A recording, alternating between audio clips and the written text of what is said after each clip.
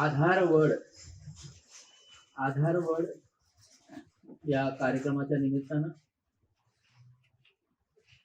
आपण सारेजण या ठिकाणी उपस्थित झाला आहात. स्वर्गीय शंकरलालजी हिराचंदजी नवाल यांची पिढी, तदनंतर दुसरी पिढी ही स्वर्गलोकात गेली. त्या सर्व मंडळींनी दिलेली शिकवण आणि संस्कार हे चिरंतर स्मरणात आहे. यासाठी आधारवड ही व्याख्यानमाला आज गुरुवार दिनांक 10 फेब्रुवारी 2022 अर्थात स्वर्गीय श्याम काकाजी यांच्या 8व्या स्मृती दिनापासून या दोन्ही पिढ्यांना समर्पित करीत आहोत. या निमित्तानं मी पूज्य काकाजींच्या प्रतिमेस माल्यार्पण करण्यासाठी आपल्याच परिवारातील आणि आपल्या सर्वांचं परिचित असं व्यक्तिमत्व माननीय CA श्री प्रकाशजी पाठक सर यांना मी विनंती करतो की त्यांनी काकाजींच्या प्रतिमेस माल्यार्पण करावे. त्याचप्रमाणे डॉक्टर श्री मधुसूदनजी नवाल दादा आणि सौ सुमतीजी नवाल यांनाही मी या माल्यार्पणासाठी निमंत्रित करतो. श्री विजयजी नवाल उपस्थित असतील, त्यांनाही मी विनंती करतो की त्यांनी या माल्यार्पण कार्यक्रमात उपस्थिती द्यावी.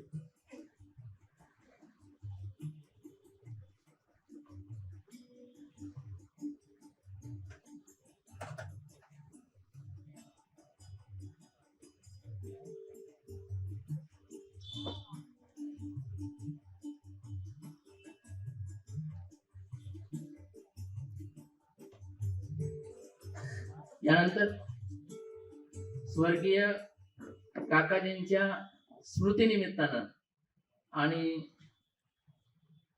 परमेश्वराचंही आपण या ठिकाणी आगमन व्हावं, त्यांचेही कृपाशीर्वाद आपल्याला राहोत, त्यासाठी काकाजींप्रती आणि परमेश्वराच्या प्रती आपण सद्भावना म्हणून सामूहिक प्रार्थना या ठिकाणी घेणार आहोत. आपण सर्वजण या आता प्रार्थना सोहळ्याला या ठिकाणी सुरुवात होत आहे. प्रार्थना.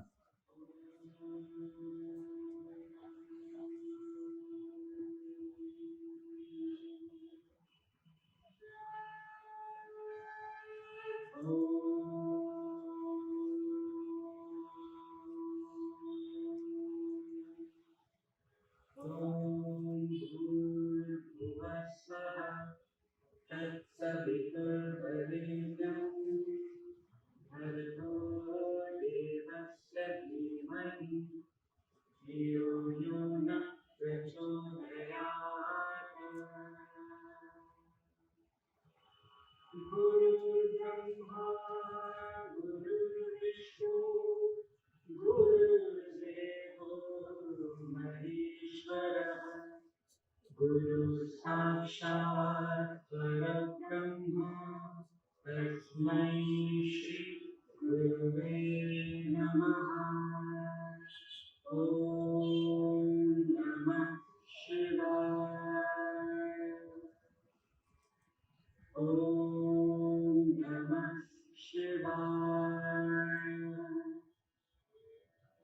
ओम नमः शिवाय. हे प्रार्थना गुरुदेव से ये स्वर्ग संसार हो, अति उच्चतम जीवन बने, परमात्मय व्यवहार हो. ना हम रहे अपने लिए, हमको सभी से गर्ज है. गुरुदेव ये आशीष दे, जो सोचने का फर्ज है. हम हो पुजारी तर्क के, गुरुदेव के आदेश के, सच प्रेम के नितनेम के, सधर्म के सत्कर्म के, हो सोची है झूठी राह की, अन्याय की अभिमान की, सेवा करन को दास की, परवाह नहीं हो जान की। छोटे न हो हम बुद्धि से, हो विश्वमय से ईश्वरमय, हो राम में हरे कृष्ण में, जगदेव में जगदीश में। हरे इंद्रियों पर काबू कर, हम वीर हो अति धीर हो, उज्ज्वल रहे सर से सदा, निज धर्म रत खंडीर हो। अति शुद्ध हो आचार से, तन मन हमारा सर्वदा, आध्यात्म की शक्ति हमें पल भी नहीं कर दे जुदा। इस अमर आत्मा का हमें हर श्वास भरने दम रहे, गर मौत भी आ गई, सुख दुख हमसे कम रहे। हे गुरुदेव, हम सबको सद्बुद्धि दे, सत्कर्तव्य करने की प्रवृत्ति दे, सच बोलने का अभ्यास दे, सच स्वरूप का ज्ञान दे। ओम नमः शिवाय। ओम नमः शिवाय। ओम नमः शिवाय। त्वमेव माता च पिता त्वमेव, त्वमेव बन्धुश्च सखा त्वमेव, त्वमेव विद्या द्रविणं त्वमेव, त्वमेव सर्वं।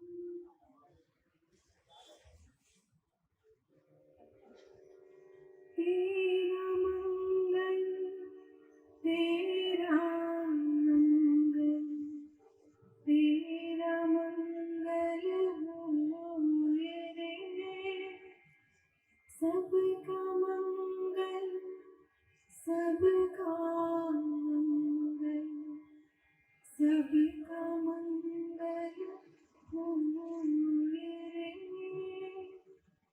जिस गुरुदेव ने धर्म दिया है, उनका मंगल होए रे। जिस जननी ने जन्म दिया है, उसका मंगल होए रे। पाला पोसा और बढ़ाया, उस पिता का मंगल होए रे। इस जगत के सब दुखियारे, प्राणी का मंगल होए रे। जल में स्थल में और गगन में, सबका मंगल होए रे। अंतर मन की गाँठें टूटे, अंतर निर्मल होए रे। राग द्वेष और मोह मिट जाए, शील समाधि होए रे। शुद्ध धर्म धरती पर जागे, पाप पराजित होए रे।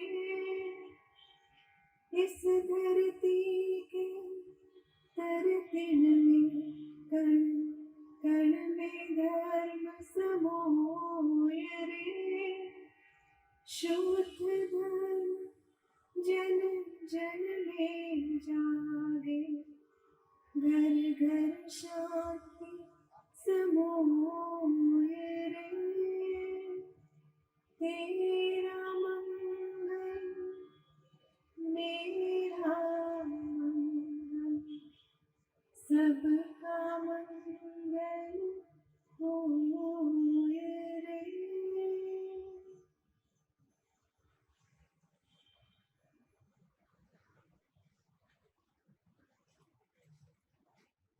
आधारवड या कार्यक्रमासाठी आपल्याला प्रमुख वक्ते म्हणून लाभलेले आदरणीय CA श्रीयुत प्रकाशजी पाठक सर यांचं आपल्या संस्कृतीप्रमाणे स्वागत करणं हे हितावह आहे. त्या अनुषंगानं मी डॉक्टर सुदर्शनजी नवाल दादा यांना विनंती करतो की त्यांनी पाठक सरांचं स्वागत करावं.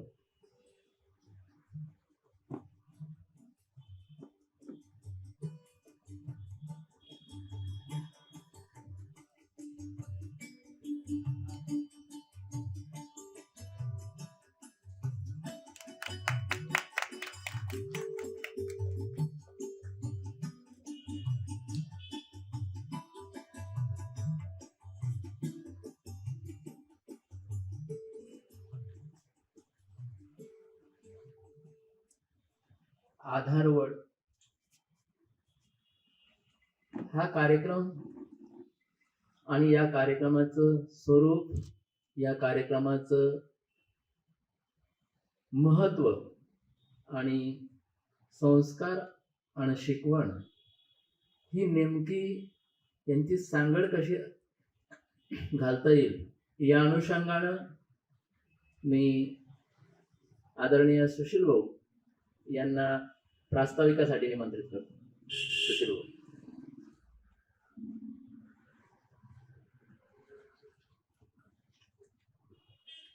नमस्कार.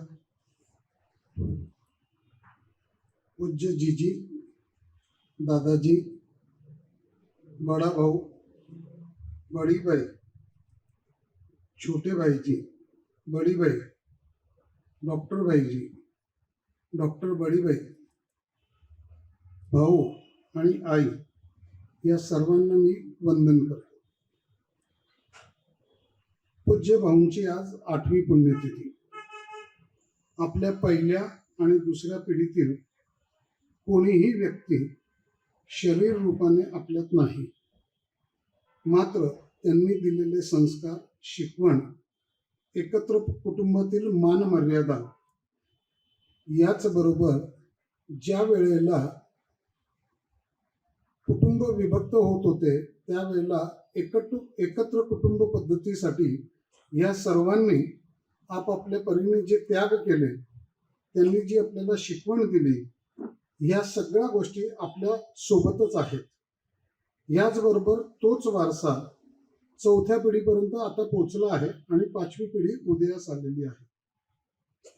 या सर्वांच्या स्मृतीप्रित्यर्थ आजपासून आधारवड ही व्याख्यानमाला सुरू होऊन पहिले पुष्प गुंफण्यासाठी आपल्याच परिवारातले, मी आपल्या परिवारातले या अनुषंगाने म्हणतोय की ज्या वेळेला अशोक भाऊ धुळ्याला शरद भाऊंकडे शिक्षण घेत होते त्यावेळेला त्यांची MCOMची परीक्षा होती आणि परीक्षेच्या दिवसांमध्ये तो रस्त्यावर जात होता आणि त्याचे गुरुवर्य म्हणजेच आदरणीय प्रकाश पाठक सर हे सायकलीने दुसऱ्या बाजूने जात होते. त्याने अशोक भाऊंना हाक मारली आणि सांगितलं, काय रे अशोक, तू काय करतोय? तर अशोक भाऊंनी वेळ मारून नेण्यासाठी सांगितलं की मला तुमच्याकडनं अमलकमिशन शिकून घ्यायचं आहे. सरांनी क्षणाचाही विलंब लावला नाही, सायकल बाजूला लावली, पुस्तक मागवलं आणि रस्त्यावरच तासभर त्याला शिकवलं. असे हे घडवणारे गुरुवर्य. दुसरा प्रसंग मला प्रामुख्याने आठवतो की सर CA झालेत, खूप गडगंज म्हणजे चांगल्या गलगठ्ठ पगाराची नोकरी लागली, परंतु पैशामागे न धावता अखिल भारतीय विद्यार्थी परिषद, संघ परिवार, वैद्यकीय सेवेमध्ये, शिक्षणामध्ये विशेष त्यांनी प्रत्येकाशी सेवाभाव वृत्ती ही कायम ठेवली. प्रसंग काय घडला, कसा घडला हे ओघाने येईलच, पण ज्या वेळेला आई बाबा आणि परिवार या विषयावर आपल्याशी ते संवाद त्यांनी साधावा या विनंतीसाठी मी त्यांना फोन केला. पारिवारिक कार्यक्रम असल्याने कोणत्याही परिचयाची औपचारिकता करू नको असे आवर्जून सरांनी मला मोलाची शिकवण 3 दिवसापूर्वीच दिली. मग मी म्हटलं आता सरांच्या विषयी आपल्याला नेमकं काय बोलण्यासाठी काही नाहीच आहे. मग सहज मी युट्यूबवर त्यांचे काही व्हिडिओज बघायला लागलो आणि एका व्हिडिओमध्ये सहज ओघाओघात सरांनी सांगितलं की माझी आई नेहमी म्हणायची, श्रोत्यांनी कार्यक्रमाला जाताना नेमकं काय प्राप्त होणार आहे हे पाहूनच आपला वेळ गुंतवला पाहिजे. म्हणून मला असं वाटतं की सरांचा आपल्याशी होणारा हितगुज, त्याच्यानंतर सरांचा पुरता परिचय सगळ्यांना होईल. मी वेगळा परिचय करून देण्याची या क्षणाला आवश्यकता मला वाटत नाही. स्वामी विवेकानंदांवर त्यांचा खूप मोठा, त्यांच्यावरती स्वामी विवेकानंदांचा पगडा आहे. स्वामी विवेकानंद बद्दलचे त्यांचे विचार सरळ सोप्या भाषेत तासनतास आपल्याला ऐकावेसे वाटतील आणि आपल्या जीवनात निश्चित क्रांतिकारक बदल होतील एवढा त्यांचा अभ्यास आहे. अनेक त्यांचे युट्यूबवर त्याच्या व्याख्यानं उपलब्ध आहेत.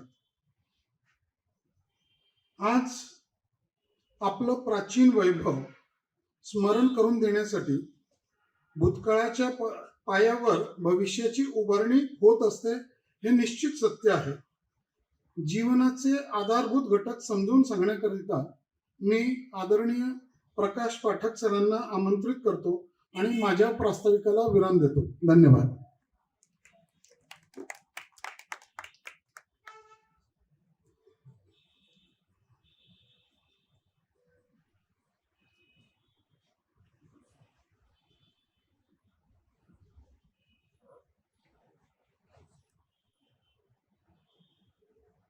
एका आत्मीय कार्यक्रमासाठी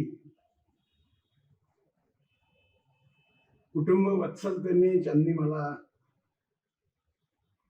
स्नेहपूर्वक निमंत्रण दिलं आणि नवाल कुटुंबियांशी माझा वारंवार भेटण्याचा योग आला नसला तरी माझ्या सद्भाग्याने आपल्या समोर असलेल्या फोटोंमधल्या 3 व्यक्तींना मी व्यक्तिशः भेटलेलो आहे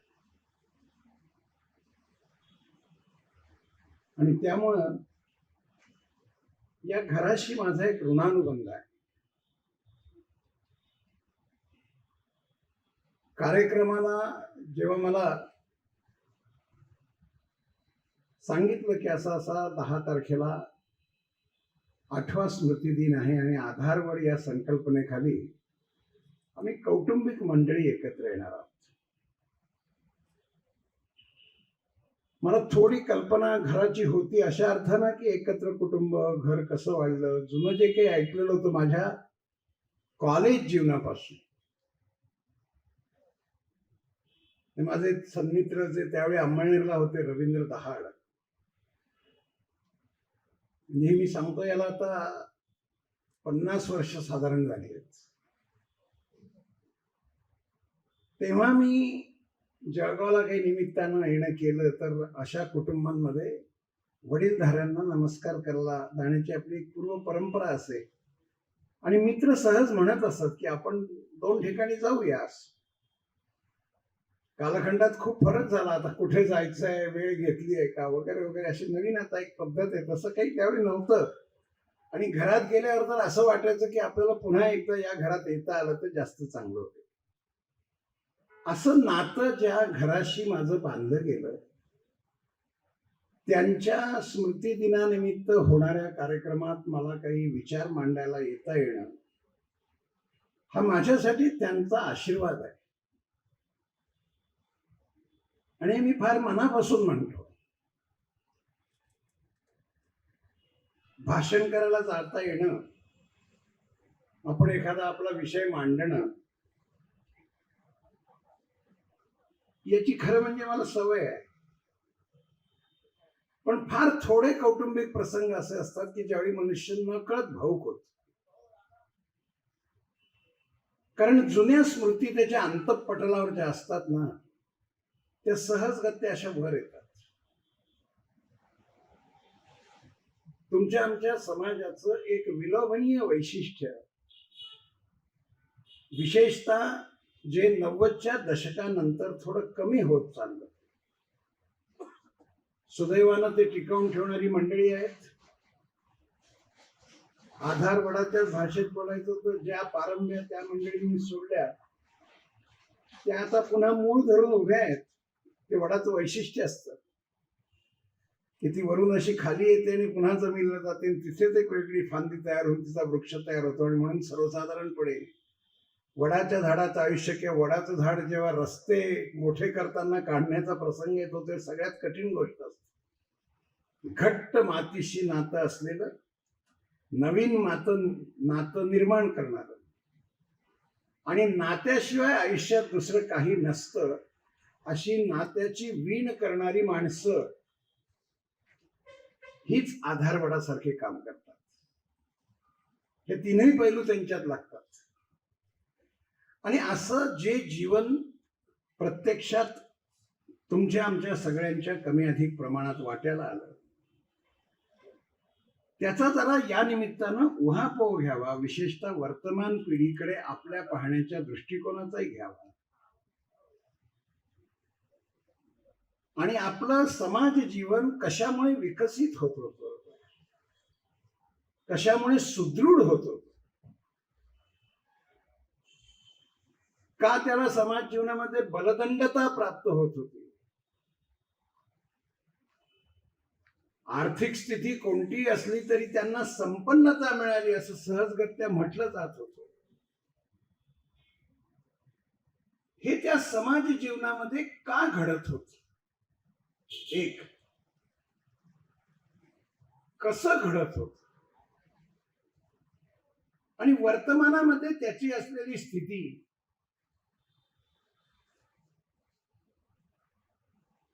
या संबंधाची वेगवेगळी भाष्य वर्णनं आपण आता ऐकतो. त्या पृष्ठभूमीवर मला ह्या कार्यक्रमाचं विशेष मोल वाटतं. म्हणून मी त्या कार्यक्रमाला मला विचारलं भाऊंनी, तेव्हा मी त्यांना सांगितलं परिचय कसला करून देतात. आणि मी फार मनापासून अशासाठी सांगितलं की साधारणपणे इंग्रजीत ज्याला बायोडेटा म्हणतात तो त्या माणसाच्या अकॅडमिक असलेल्या विषयाशी जास्त जोडलेला असतो. आपण एखाद्या व्यक्तीचं वर्णन करताना इतके शिकलेत, क्रमांक 1 म्हणजे शिक्षण, इतका संपर्क आहे क्रमांक 2, अशी अशी आर्थिक स्थिती आहे क्रमांक 3, असं त्या व्यक्तीशी बद्दल आपण बोलतो.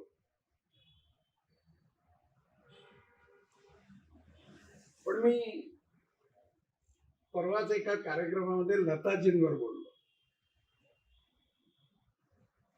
त्यातले जे व्यक्तिगत संबंध संपर्क येतील ते कृपा करून अशासाठी विसरायचे की मी त्या केंद्रबिंदूचा मुद्दा सांगण्यासाठी ते सांगतो आहे. त्यातला स्वचा जो कोणता विषय असेल तो आपण बाजूला सरकायचा, सोडून द्यायचा अशी माझी आपणाला विनंती आहे.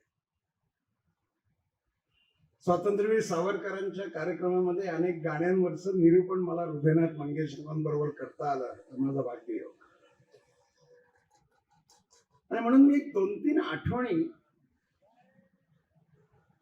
5-7 मिनिटं बोलायचं होतं, तर मी म्हटलं मी त्यांच्या व्यक्तिमत्वाबद्दल काय बोलायचं, पण म्हणून मी पहिला मुद्दा असा बोललो.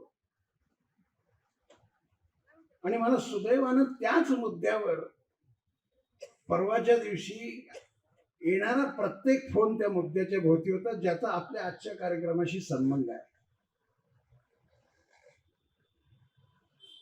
मी असं म्हणतो की लताजींना त्या दिवशी ज्यांनी श्रद्धांजली वाहिली ती आपल्यापैकी सगळ्यांनी कमी अधिक प्रमाणात पाहिली. त्याचं जर संकलन करायचं ठरवलं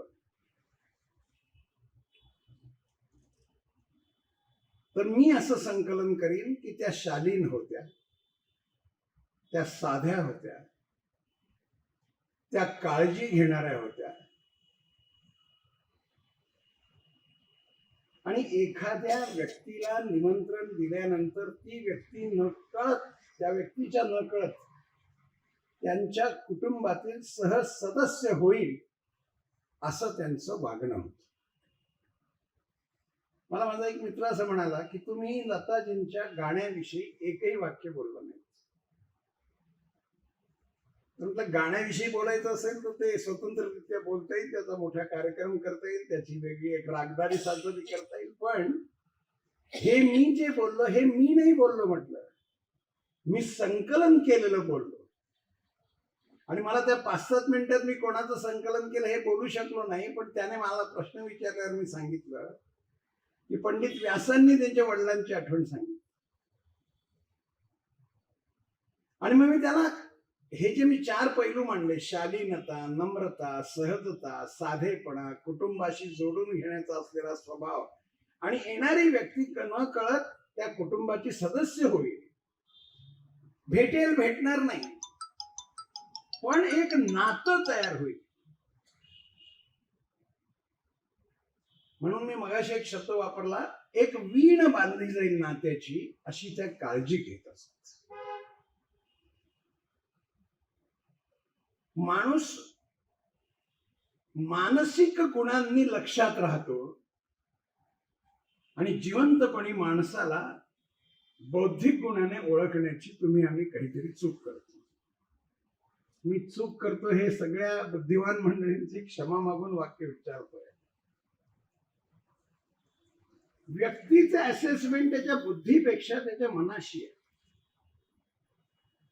मी एक साधा प्रश्न विचारतो, विशेषतः पुढच्या पिढीसाठी, की यापैकी किती मंडळी विद्या विभूषित, उच्च विद्या विभूषित होती?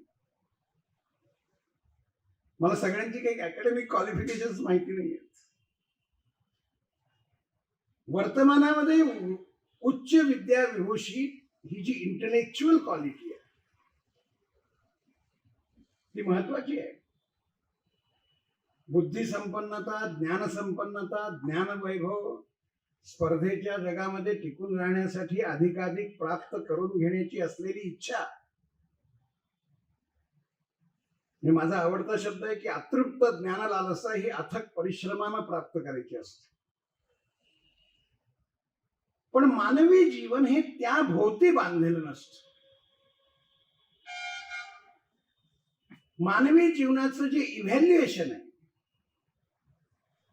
कोणीही करा, केव्हाही करा आणि कुठेही करा, अशी माझी त्याला 3 शब्द आहेत. कुठेही करा म्हणजे ज्या देशांमध्ये पैशाशिवाय दुसरं काही नाही, ज्या देशामध्ये विवाह ही संकल्पना नाही, त्यामुळे एकत्र कुटुंबाचा शब्द लांब राहिला, साधं कुटुंबही त्या ठिकाणी प्रस्थापित होण्याची शक्यता फार दुरान्वयाने आहे, आणि झालीच तर त्याची केव्हा मोडकळीता येईल हे सांगता येत नाही. अशाही ठिकाणी मानवी जीवनाचं मूल्यांकन हे मानसिक गुणांनी केलं जातं. शिकलेली व्यक्ती आहे, शिकलेली व्यक्ती नाही, शिकला आनंद आहे, अधिक शिकला आनंद आहे, 2 पैसे मिळाले छान आहे, आमच्यापेक्षा कितीतरी पटीने मिळालं उत्तम आहे. पण इंग्रजी वाक्याने त्याचा शेवट करतो, आजच्या काळामध्ये असं वाटतं that this is necessary. मी त्याला पुढची एक फुटनोट जोडतो, okay this is necessary but this is definitely not sufficient. आवश्यक असणं आणि पुरेसं असणं यात मानवी जीवनामध्ये एक छोटीशी लकीर आहे. माणसाच्या जीवनाची समृद्धता त्याच्या मानसिक उंचीवर.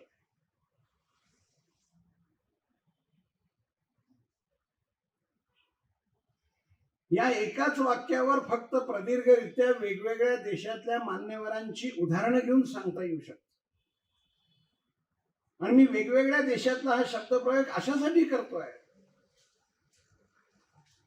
की ज्या देशामध्ये पैशाचं मूल्य हे गुणांच्या मूल्यापेक्षा काकणभर अधिक असतं असं चित्र दिसतं. वेल्थ नावाचा विषय हा सगळ्यात महत्वाचा असतो असं मानलं जातं.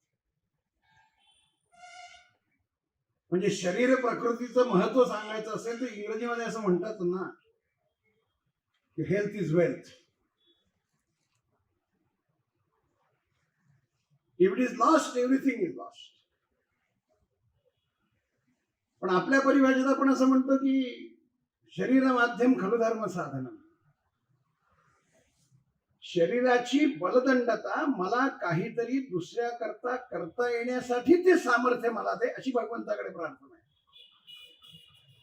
म्हणजे माझ्या सामर्थ्याचा उपयोग मला कोणासाठी तरी करता आला पाहिजे. हा देह जर चांगला नसेल, सक्षम नसेल, तर मी ते करू शकणार नाही, इच्छा असून. म्हणून माझा परमेश्वराला प्रार्थना अशी आहे की हे मला तू दे. आपल्याकडे वेल्थ गेली तर काही मानलं जातं असं, ठीक आहे, मिळू. जीवनाकडे बघण्याच्या दृष्टिकोनातला जो फरक विशेषतः गेल्या 25-30 वर्षात प्रामुख्यानं लक्षात येतो, आणि गेल्या 25-30 वर्षात म्हणायचं कारण असं की 91ला आपण ते एलपीजी प्रकरण सगळं स्वीकारलं, लिबरलायझेशन, प्रायव्हेटायझेशन आणि ग्लोबलायझेशन. त्याचे सगळे पडसाद तुमच्या आमच्या सगळ्या जीवनांवर या आधारवडाच्या असलेल्या वरच्या झाडाच्या सावलीसारखे पडलेले आहेत. म्हणजे मानवी जीवनात शिक्षण नावाच्या विषयाचा अग्रक्रम, ज्याला वर्तमान पिढी एक छान शब्द वापरते, ज्याच्यावर वेगळ्या अर्थानं बोलता येतं, की आम्हाला आमचं करिअर करायचं. मी खूप वेळा जवळचा कोणी असं विचारतो की काय व्याख्या काय करिअरची. मला जीवनात फार मोठं यश मिळवायचं. चांगलं, यशस्वी होणं हे जीवनाचं इप्सित आहे, की जीवनाचा अर्थ कळून जीवन सार्थकी होणं हे महत्वाचं आहे. हा पाश्चिमात्य जगत किंवा अभारतीय जगत आणि भारतीय जगत याच्यातला फरक आहे. तुमचं आमचं घर एकत्र कुटुंबात होतं त्यावेळी त्यांच्या जीवनामध्ये मूल्यांचं सहज दर्शन घडत असतं. तुम्ही यांच्यापैकी कोणालाही, कुटुंबातली जी मंडळी यांच्या संपर्कात आली आहे, यांच्यापैकी तुम्ही कोणालाही कसं आठवतात की तुमच्या मनावर त्यांची कोणती आठवण पगडा धरू नये. मी मला सांगायचं झालं, तुमच्या घरातलं वैशिष्ट्य, तर घरात आलो तर जेवण करून आलेलो असलो आणि असं म्हटलेलं असं की आता हात धुतला आणि इथे आलो, पहिल्यांदा एक तर चूक केली, तू दुसरीकडे जेवलास, पहिली चूक. आणि आता भरपाई करायची असेल तर पुन्हा जेवावं लागेल. त्या काळात तरुणपणी आणि बोलतानाही नसत, जेवल्याशिवाय जायचं नाही असा या घराचा दंडक आहे.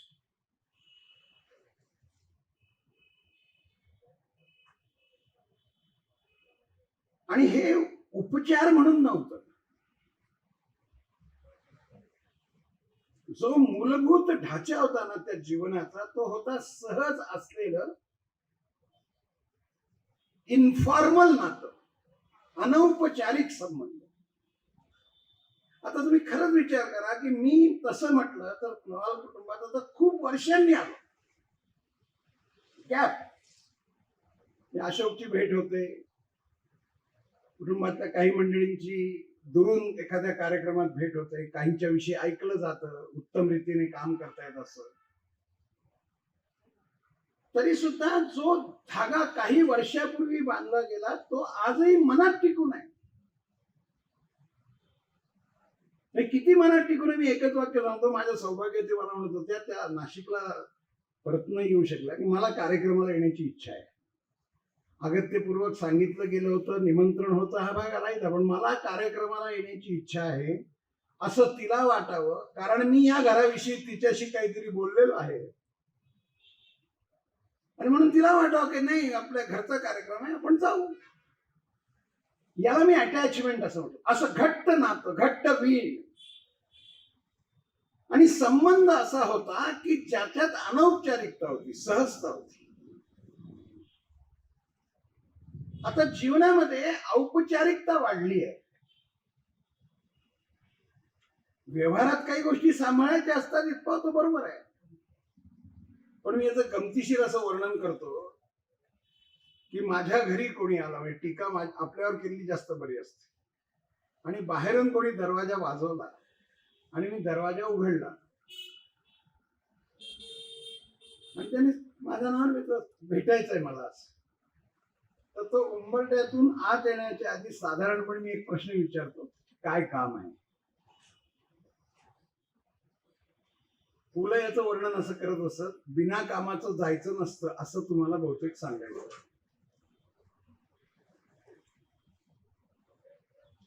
ते काम काही नाही बा माझं तुमच्याकडे. सहज आलो, न विचारता गेलो. अरे पण मग काही कोणाची भेट झाली नाही झाली तर पुढच्या वेळी माझ्या घरी मी विचारून जातो का?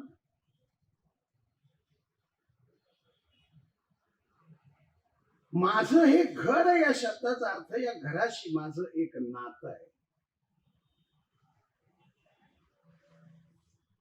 हे नातं पूर्वीच्या काळात म्हणजे विशेषतः गेल्या शतकामध्ये फार समृद्ध होतं. इतकं समृद्ध होतं की काही घटना आपल्याला सांगितल्या तर आश्चर्य वाटेल इतकं समृद्ध होतं.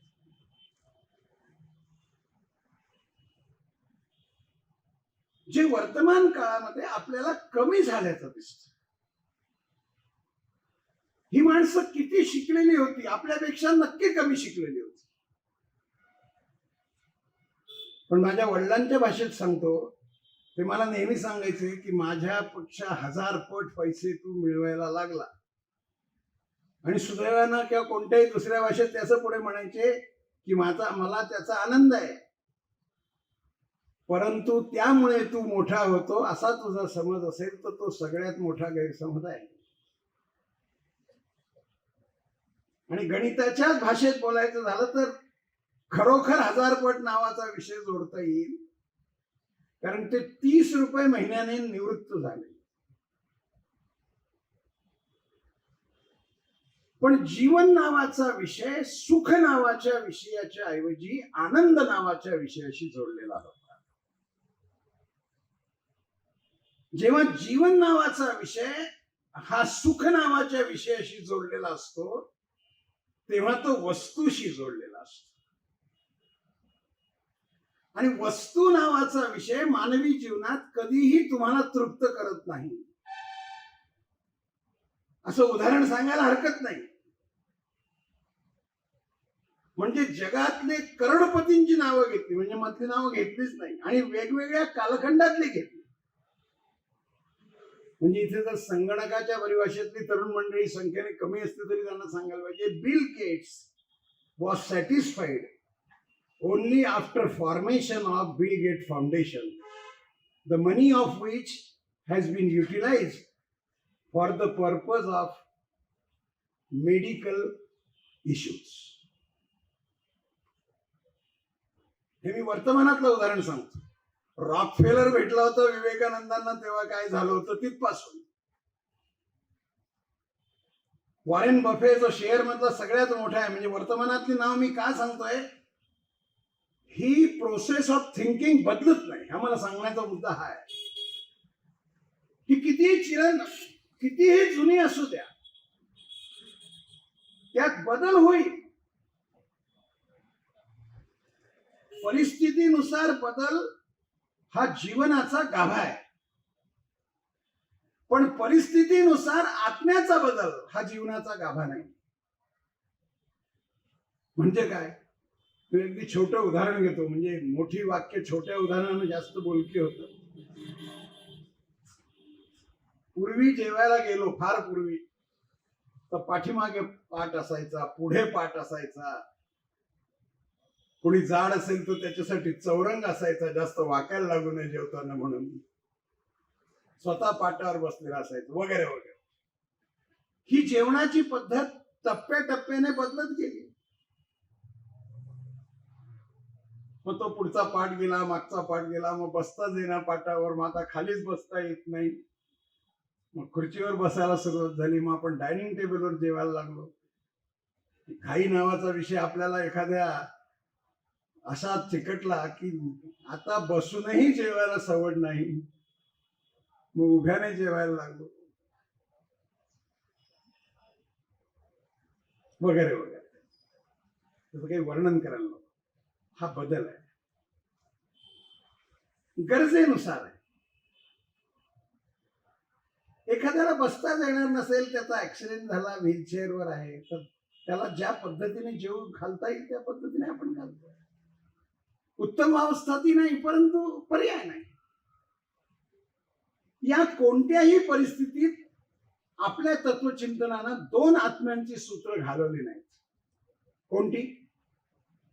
एक, जेवायला बसल्यावर पानात काही उडू देऊ नको. आग्रह करतील मंडळी वाढताना, तुझ्या बाजूने योग्य विचार कर आणि थोडं जास्त समजा, विशेषतः तारुण्यात काही आग्रहामुळे खावं लागलं तरी पानात काही उडू द्यायचं. आणि दुसरं एक सूक्ष्म सूत्र आहे, तू कोणाकडे गेला तर समाधानानं जेवायचं आणि तुझ्याकडे कोणी आलं तर अगत्याने वाढायचं. आता हे कोणत्या पुस्तकात लिहिलंय? पाठ्यक्रमांक काय याचा?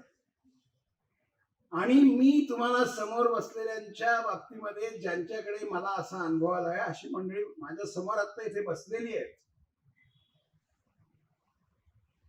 नावांचे उल्लेख ठीक नसतात अशा अर्थानं, कारण आपल्या तत्वज्ञानाची एक गोष्ट अशी आहे की कौतुक सुद्धा अव्यक्त रूपाने करावं. मला पहिलं बक्षीस मिळालं भाषणात, फार लहान होतो, नेमकं सांगायचं तर चौथीत होतं. आता त्या वयामध्ये बक्षीस मिळाल्याला आनंद वाटणं सोपं असतं. काहीतरी मिळालं होतं त्यावेळेला, तर चौथीतलं बक्षिसाचा मोमेंट नव्हता, काही नव्हता, काहीतरी एक छोटस सर्टिफिकेट दिलं होतं. मी उडत एकदम उडत म्हणजे पळत इतक्या जोरात, इतका आनंद, काहीतरी भयंकरच काहीतरी मिळवलं असं म्हणून आमच्या आईला ते सर्टिफिकेट दाखवायला गेलं. आई म्हणलं ते ठेव, ते काही विशेष नाही, असं यापूर्वी पुष्कळांनी मिळवलंय आणि यानंतरही पुष्कळ जण मिळवणार आहेत. की समोर 2 पिशव्या ठेवल्या आहेत, त्याच्यात किराण्याची यादी आहे, ती पहिल्यांदा घेऊन ये, मग तुझ्या भाषणाचं वृत्त मी नंतर ऐकेल. आईने सांगितल्यामुळे ते प्रार्थनेनंतर मी गेलो, ते काम केलं. आईने आल्यावर विचारलं का ते सांगण्याच्या आधी तू एवढं एकच शब्द म्हटला असता की मला खूप बरं वाटलं, माझ्या लेकराला बक्षीस मिळालं, काय तुला जे वाटलं ते. तर ती फार एक बोलकं छान वाक्य बोलली. ती म्हणली की तू दुसरं बक्षीस मिळवावं असं मला वाटल्यामुळे मी असं काही बोलले नाही तुझ्या पहिल्या बक्षिसात. There is a deep thought. I can analyze it philosophically. आणि नंतर मी माझ्या वाचनाच्या छंदात, वाचन मला फार आवडतं, एकदा एक वाक्य ऐकलं की कौतुक नावाचा विषय वाढला आणि माझ्या कर्तृत्वानं प्राप्त झालंय असं वाटायला लागलं की कर्तव्याचा विसर पडण्याची भीती निर्माण होते. हे फार सत्य आहे. आणि मी माझ्या या प्रत्येक वाक्याच्या पाठीमागं वर्तमानातली, भूतकाळातली, खूप भूतकाळातली अशी खूप उदाहरणं देऊ शकतो.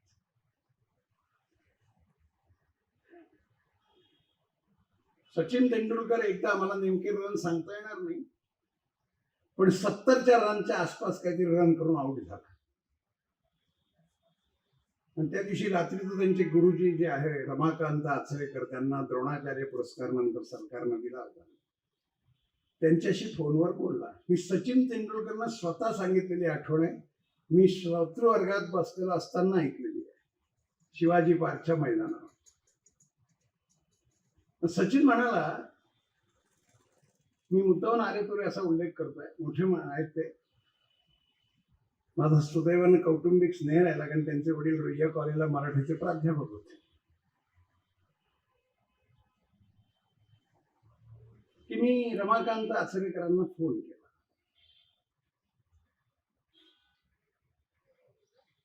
माझी कल्पना अशी होती की फार टफ मॅच होती, मी सगळ्यात जास्त रन केले होते, कोणाचंही शतक नव्हतं, मैदानावर खूप गोष्टी अवलंबून असतात. तेव्हा माझे सर कौतुक करते. ते म्हणले ठीक आहे, रन बरे काढलेस, बरे काढलेस, ते सचिन म्हणतोय बरं. आणि हे संभाषण त्यांच्या शिक्षकांचं आहे. पण फोन ठेवण्यापूर्वी तुला एक वाक्य बोलतो, तेवढं लक्षात ठेव. मी मॅच पाहत होतो, तू आउट होईस तोपर्यंत नाही, मॅच संपेपर्यंत मी मॅच पाहिली. पण तुला सचिन एक सांगतो, ज्या चेंडूवर तू आउट झालास तो चेंडू सचिनने आउट व्हावा इतका एक्सलंट नव्हता.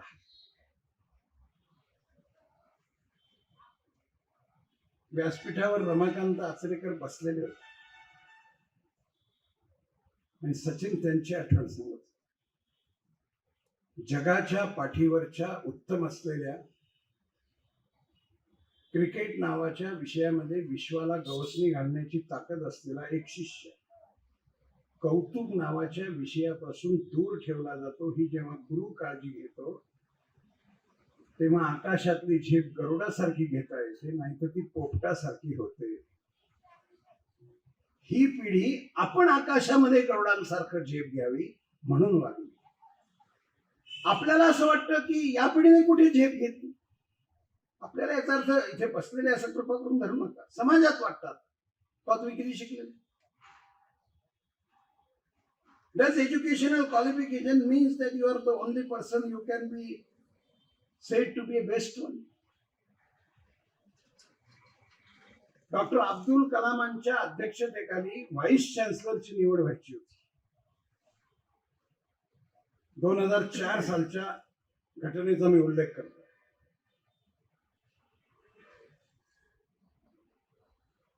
सुदैवानं पुणे विद्यापीठाचे माजी कुलगुरू नवल कुंकर सर त्या समितीत होते आणि एक तिसरे ग्रस्त उत्तर प्रदेशातले कोणी ते होते. निवड कोणाची? व्हाईस चान्सलरची.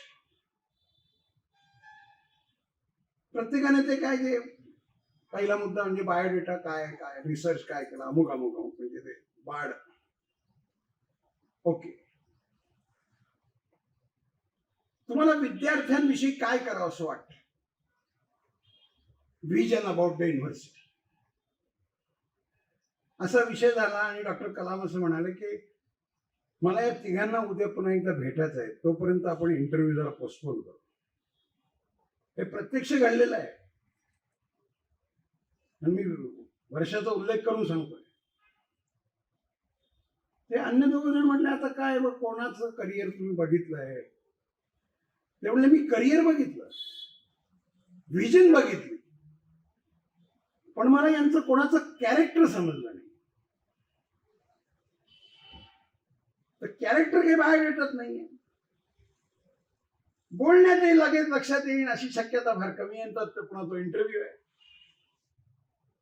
ते इतर दोघं जण डॉक्टर कलामांना असं म्हणाले की how you are going to examine the character of the person and that to in the interview without asking about him in the society. त्यांना काही अडचण नाही, फार साधा प्रश्न आहे. म्हणजे आजच्या कार्यक्रमाच्या पार्श्वभूमीवर तो किती मोलाचे लक्षात घेईल. मी तिघांना एकच प्रश्न विचारणार आहे, तुम्ही विचारा, मी ऐकेल. काय प्रश्न विचारणार? तिघांना असा प्रश्न विचारा की तुमचे आई वडील हयात आहेत का? दोघं आहेत, एक आहेत वगैरे. आणि दुसरा प्रश्न विचारा ते कुठे असतात? जे आपल्या आई वडिलांची काळजी घेऊ शकणार नाही ते लाख विद्यार्थी असलेल्या विद्यापीठातल्या माझ्या विद्यार्थ्याची काळजी घेऊ शकतात असं मला वाटत नाही. I will judge the character of that particular person who is coming for the interview of Vice Chancellor. आणि तसं सिलेक्शन झालं. स्ट्रेंथ आहे. दुर्दैवानं एक्सलन्स नावाच्या विषयाचा विचार नीट केला जात नाही. निवृत्तीनाथ आणि ज्ञानेश्वर कोण मोठे आहे? रामकृष्ण परमहंस, विवेकानंद कोण मोठे आहे? परवा ज्यांच्या पुतळ्याचं हैदराबादला अनावरण झालं 1000 वर्षापूर्वी, त्या रामानुजाचार्य आणि त्यांचे असलेले वडील यांच्यात कोण मोठे आहे? विवेकानंदांचं जगामध्ये प्रतिनिधित्व इतक्या मोठ्या प्रमाणात उमटलं की त्यांच्या शब्दाचा असा सन्मान झाला त्या भाषणानंतर की अक्षरशः जग वेळ झाला. हा शब्दप्रयोग यत्किंचित चूक नाही, यत्किंचित. रामकृष्ण परमहंस निरक्षर होते. एक निरक्षर मनुष्य इतक्या तत्वज्ञानातल्या असलेल्या श्रेष्ठ माणसाला ज्याला जगानं वंदन करा अशी निर्मिती करू शकत. म्हणून माणसाचं ज्ञान हे खूप वेळा माहितीशी जोडलेलं असतं.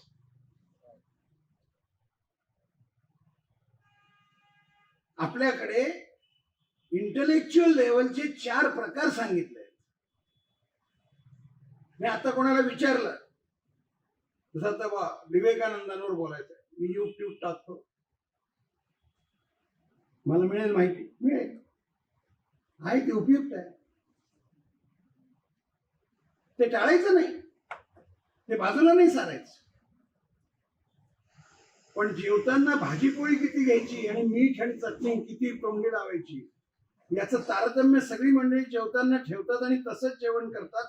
हा सगळ्यांचा कमी अधिक प्रमाणात पदार्थ कोणताही आवडता असला तरी जर अनुभव असेल तर मानवी जीवनामध्ये ही माझी माहिती ही मर्यादित आहे.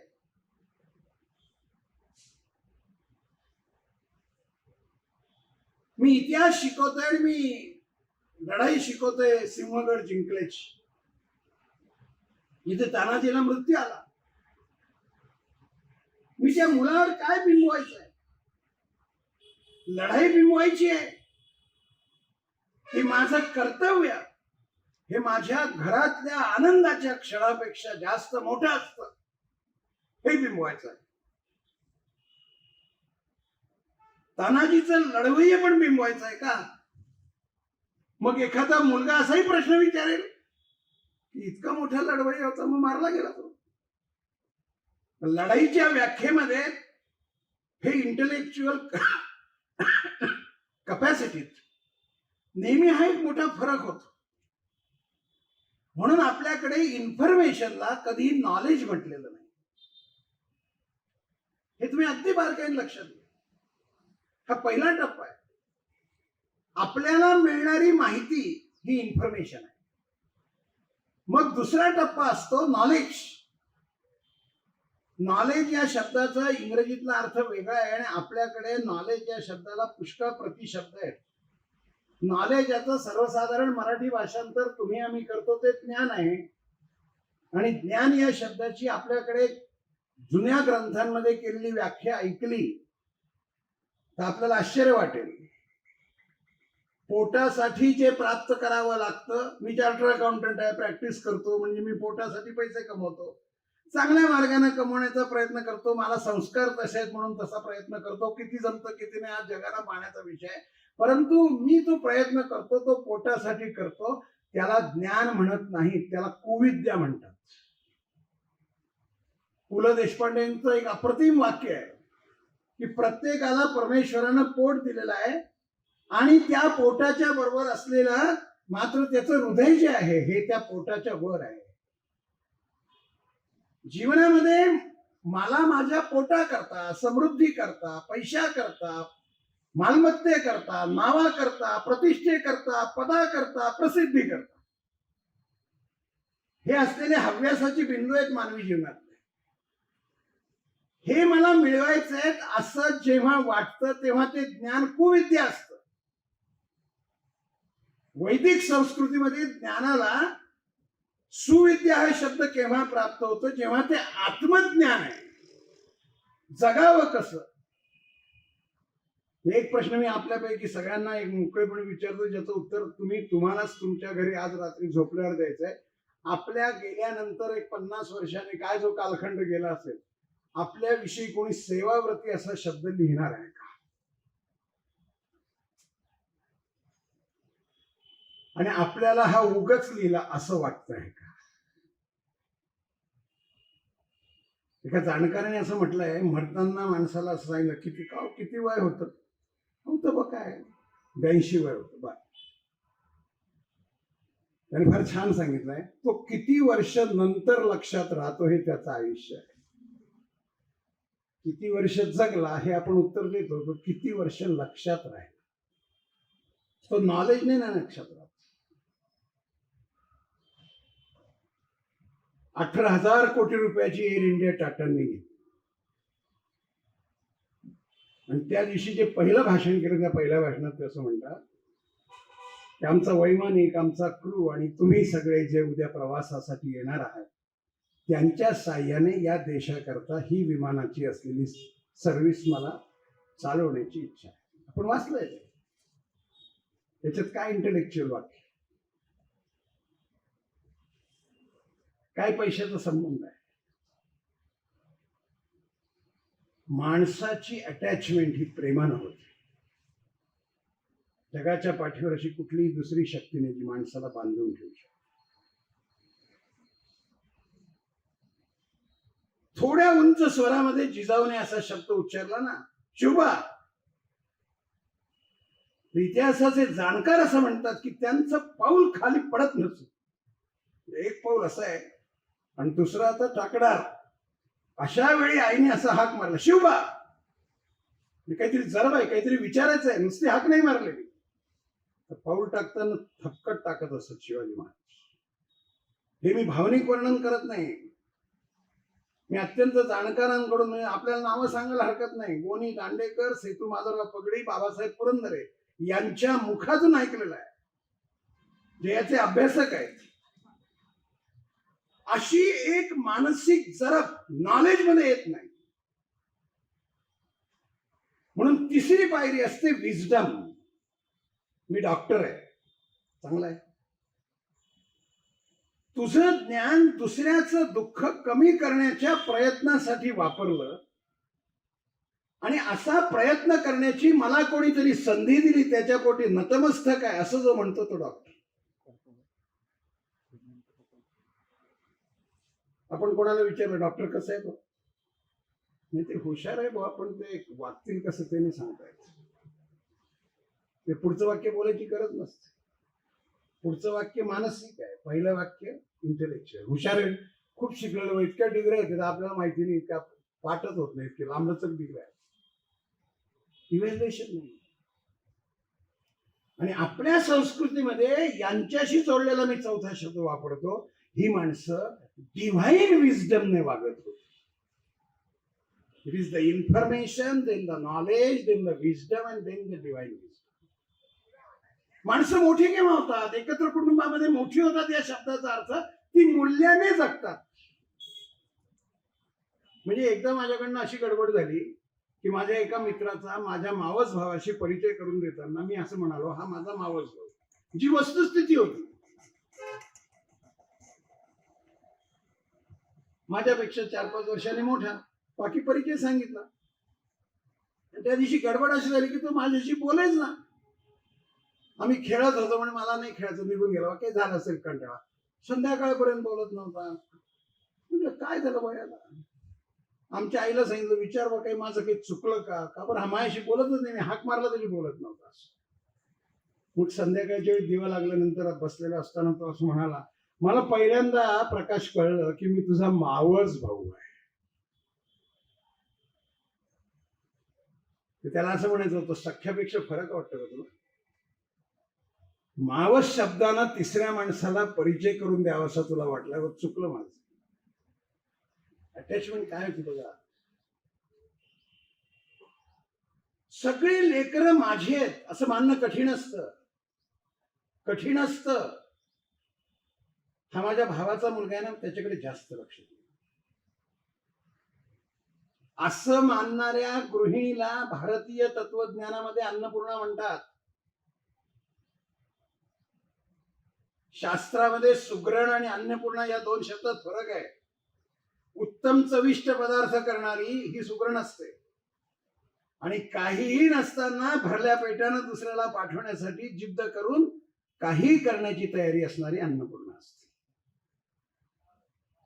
आम्ही कोणत्या क्वालिटी नाही, ते पदार्थ फार छान करते. पदार्थ छान करते बरोबर आहे, खाऊ घालताना मन कसं आहे?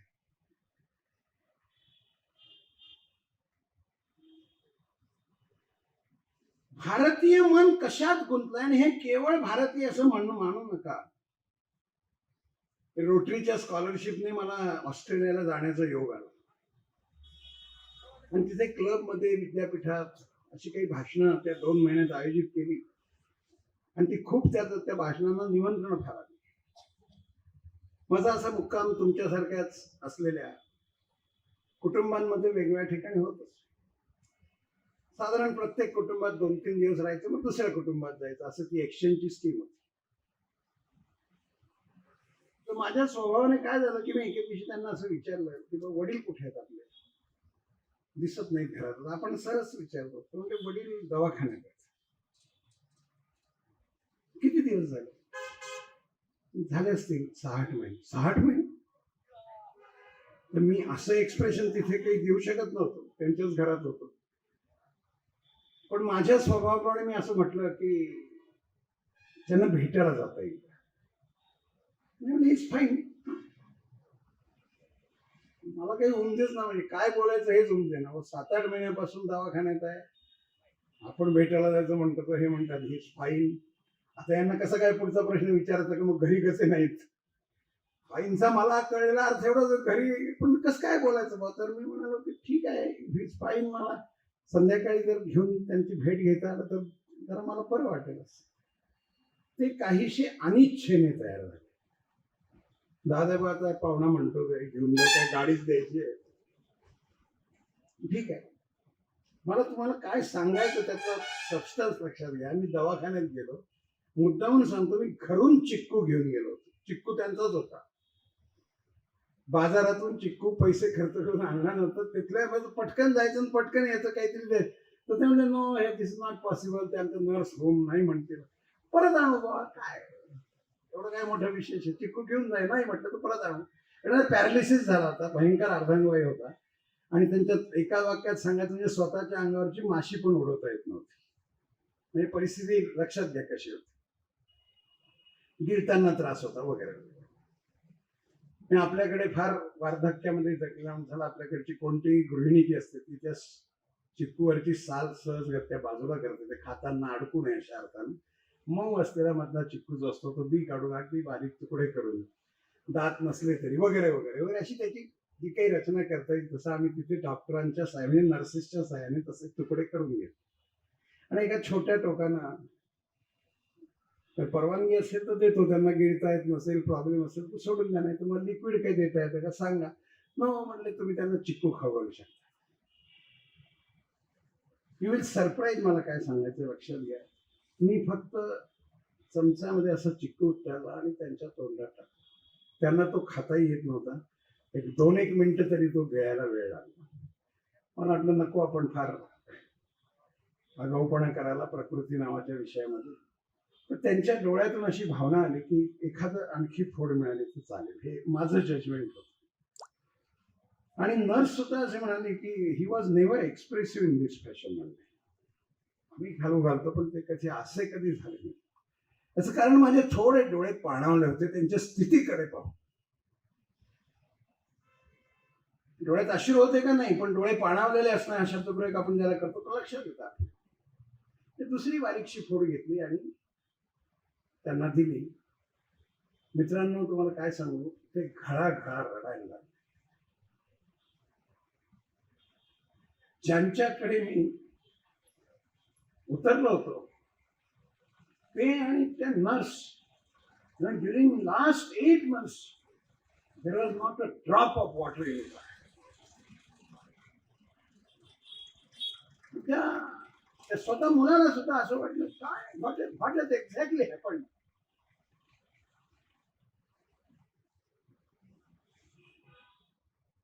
चिक्कूची चव गोड होती म्हणून त्यांना बरं वाटलं, की देणाऱ्याच्या मनामध्ये असलेला भाव त्यांना भावून गेला म्हणून बरं वाटलं.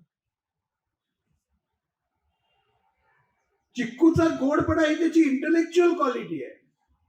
आणि तू खाल्लंस तर बरं वाटेल, खाऊ शकतोस तर खा. हे नाही खाता येत हे देते, हे नाही देता येत ते देते.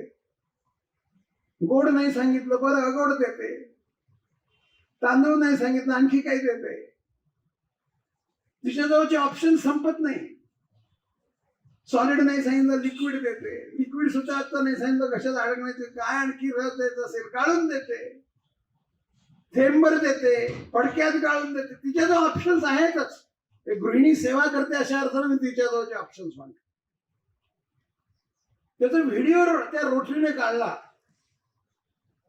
And when I delivered a lecture on the Indian culture in the Perth University, This video was displayed. आणि मी त्यांना सांगितलं, this is Indian culture. It is not because Mr. Pathak has done something. Mr. Pathak has no power. The tears come out because of the emotional feeling that that patient has traced in my eyes. आणि मला असं वाटलं, खरंच असं वाटलं, त्या वयाच्या अनुषंगाने मी साधारण तुम्हाला 30-32 वर्षापूर्वीच सांगतोय की आपल्या वडिलांच्या वयाचे आहेत. नातं निर्माण करणं हे कुटुंबाचं वैशिष्ट्य असतं. नाही तर मला एक मोकळेपणे सांगा, बरोबर घेऊन गेलाय अशी काही व्यवस्था नवीन निर्माण झाली असेल तर माहित नाही.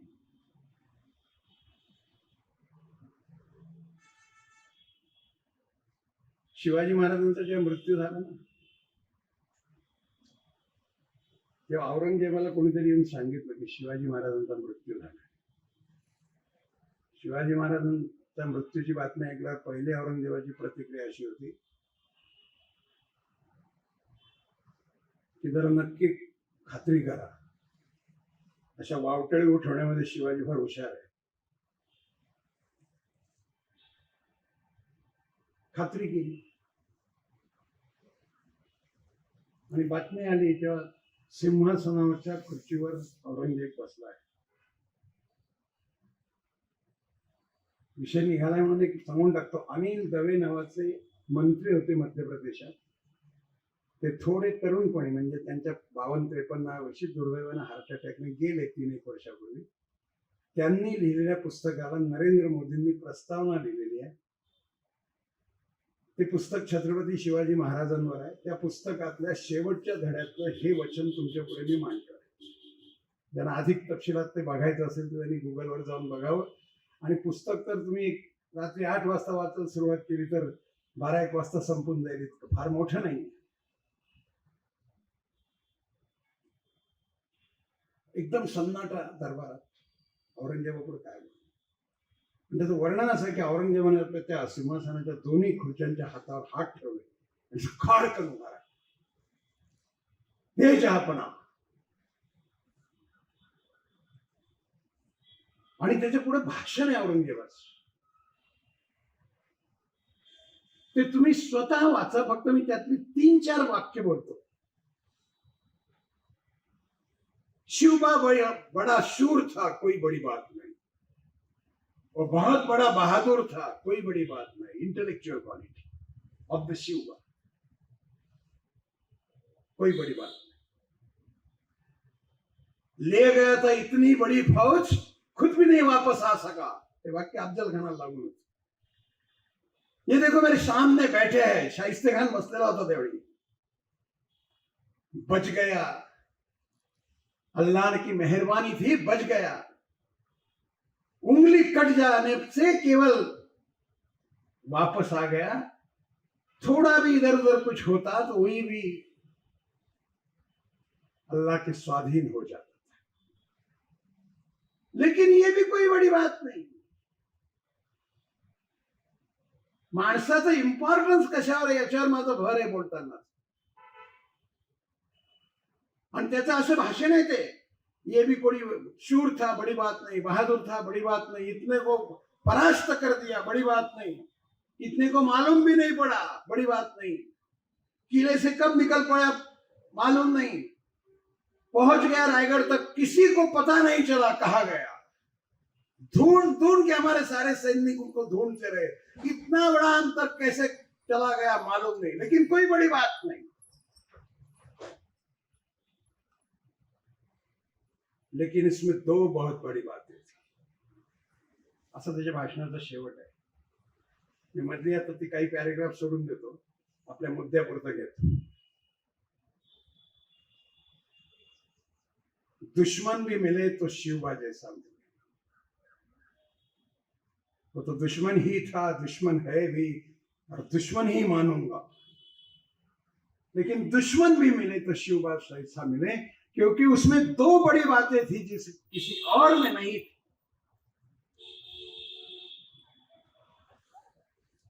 एक, उसका कोई भी सिपाही बिकाऊ नहीं था.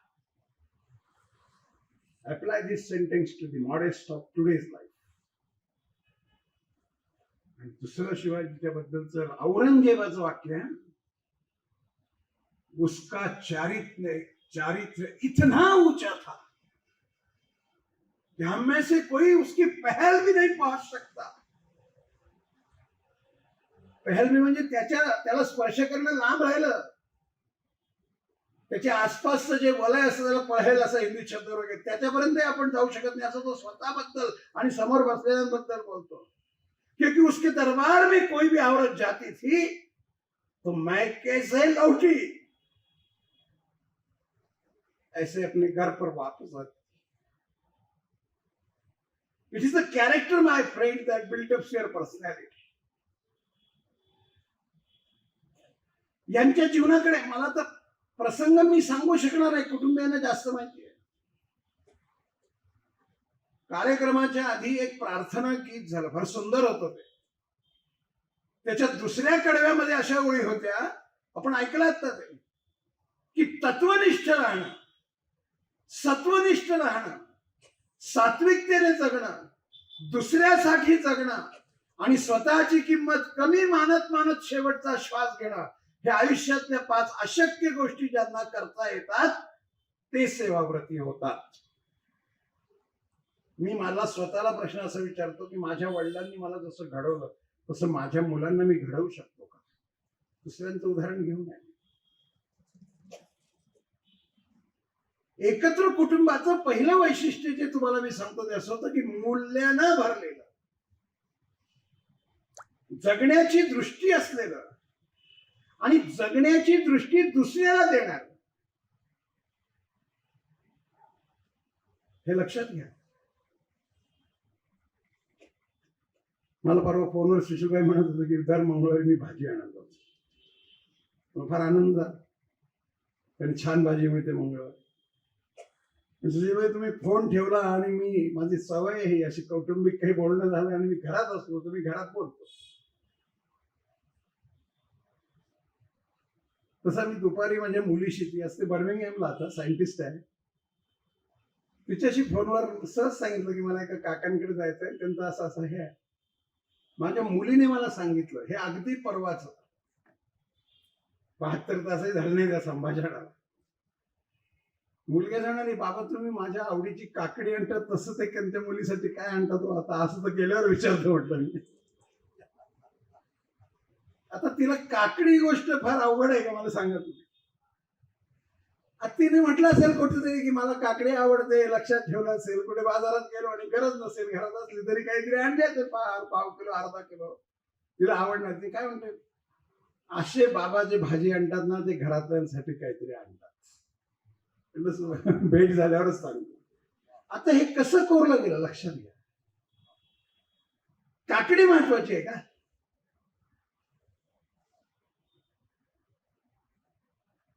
जनरल मोटर्सच्या मालक, जनरल मोटर्सची आता 2008 मध्ये मंदीच्या लाटेमध्ये बंद झाली, जिथे सगळ्यात मोठ्या गाड्या होत्या, त्या जनरल मोटर्सच्या मालकानं आत्मचरित्र लिहिलं. आता जनरल मोटर्सचा मालक एवढं वाक्य पुरेसं आहे त्याच्या श्रीमंतीचं वर्णन करण्याचं. त्याच्या मुलीच्या वाढदिवसाच्या दिवशी काही कारणामुळे तो मुलीला भेटायला येऊ शकला नाही. मुलगी वाट पाहून पाहून रात्री 12 वाजता झोपली आणि त्याने त्यांच्या काय मॅनेजर बरोबर कोणाबरोबर तरी ढीकभर गाड्या पाठवून दिल्या मुलीसाठी. आता याच्याजवळ स्वतःच्या जनरल मोटर्सचा मालक, त्याला खेळातल्या गाड्या पाठवायला काय लागतं, काय 5, 50, 100 गाड्या पाठवून दिल्या लेकीला. आणि हे त्याने लिहिलंय स्वतः की मला असं वाटलं इतक्या गाड्या पाहून ती खेळेल आणि आनंदात झोपेल.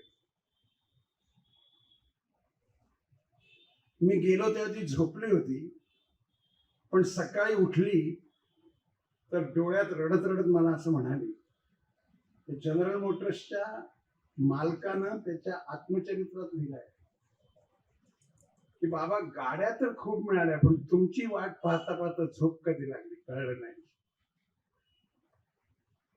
हे कळतं का?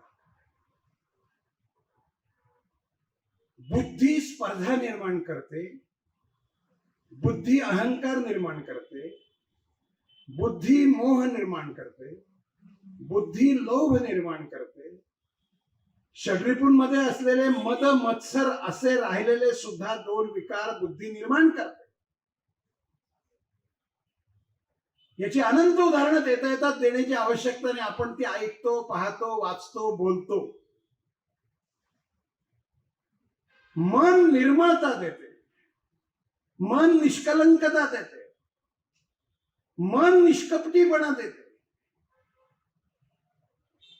मन निरागसता देते, मन निस्वार्थपणा देते. बुद्धीने देऊ शकत निस्वार्थपणा. दिस इज माइंड. यांचा सगळ्यांचा एक धर्म होता, जगणं आमच्यासाठी नाही, जगणं सगळ्यांसाठी. आजही मला खात्री आहे की आपल्या घरातली गृहिणी, घरातल्या एखाद्या व्यक्तीचं जेवण राहिलं असेल तर तो एकटा किंवा ती एकटी राहिली असली तरी सुद्धा, वय झालं असलं, त्रास असला, आणखी आजच्या भाषेत सांगायचं म्हणजे शुगर असलं, बीपी असली वगैरे वगैरे, तरी ते म्हणते की तो आल्यावर जेवेल, काही मला फार भूक नाही. तर मला फार भूक नाही वाक्य फारसं बरोबर नसतं, पण तिने ठरवलेलं असतं की तो आल्यावर मी जेवेल. डॉक्टर बापट हे केईएम हॉस्पिटलमध्ये फार प्रसिद्ध सर्जन आहे, होते, आता निवृत्त झाले. फार लिडिंग सर्जन होते. ते माझ्या नातेवाईकांकडे एके ठिकाणी मध्य प्रदेशात लहानपणी जात असत. एका दिवाळी अंकामध्ये त्यांनी त्यांचं स्वतःचं चरित्र लिहिलं. चरित्र म्हणण्यापेक्षा त्यांच्या स्वतःच्या पूर्व आयुष्यातल्या काही महत्वाच्या विषयांवर लिहिलं. त्यात ते आमच्या एका पणजींचं, तर ही पण 5वी पिढी मगाशी खुलासा केला, त्यांच्या एका पणजींचं एक वागणं त्यांनी त्या लेखात लिहिलं. मी गेलो की मला थालीपीठ खाऊ घातल्याशिवाय त्या परत जाऊ देत नसत. आणि तुम्हाला पुढचं सांगतो, असं सर्जन लिहितोय, तुम्हाला पुढचं सांगतो, काही वेळा घरात भाजणी नसली आणि मला भाजणीचंच थालीपीठ आवडत असल्यामुळं त्या कुठून भाजणी आणत असत हे मला कळत नसेल, पण मी थालीपीठ खाल्ल्याशिवाय ज्या घरातून परत गेलो नाही. हा लेख त्यांनी एका दिवाळी अंकात लिहिला तेव्हा त्यांचं वय 75 होतं, आणि हा प्रसंग त्यांच्या आयुष्यात ते 15 वर्षापेक्षा लहान असतानाचा होता.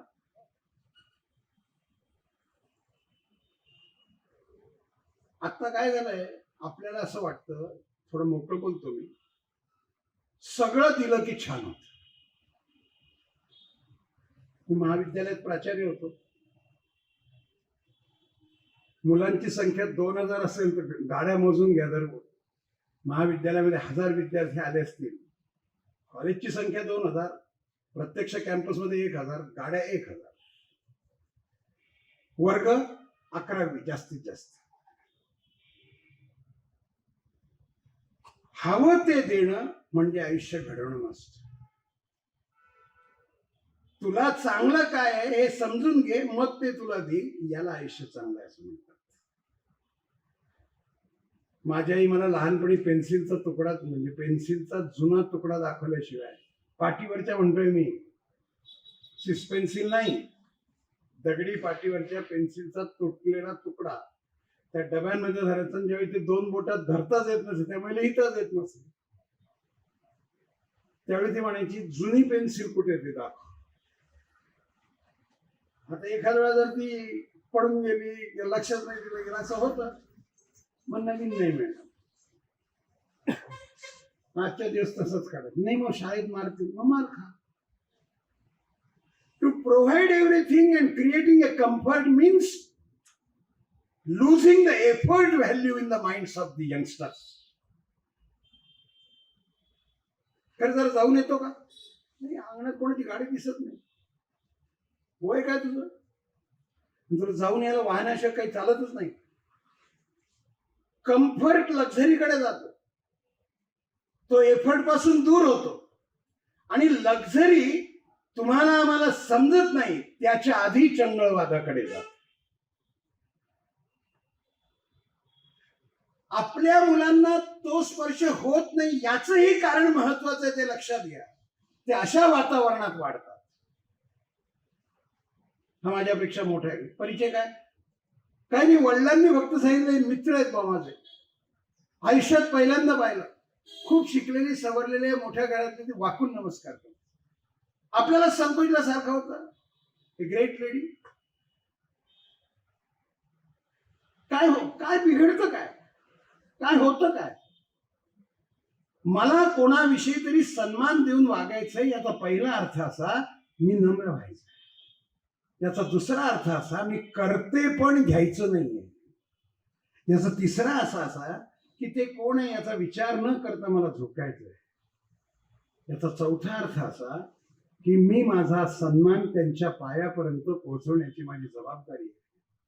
आणि याचा पाचवा अर्थ असा माझ्या वडिलांनी सांगितलंय म्हणून मला हे करायचंय. असं लेक्चर देऊन नाही सांगतायत, वडील सांगतात तेव्हा. 8-10 हजार वर्षानंतर तुमच्या आमच्या मनामध्ये राम शिल्लक राहतो. याचं कारण काय?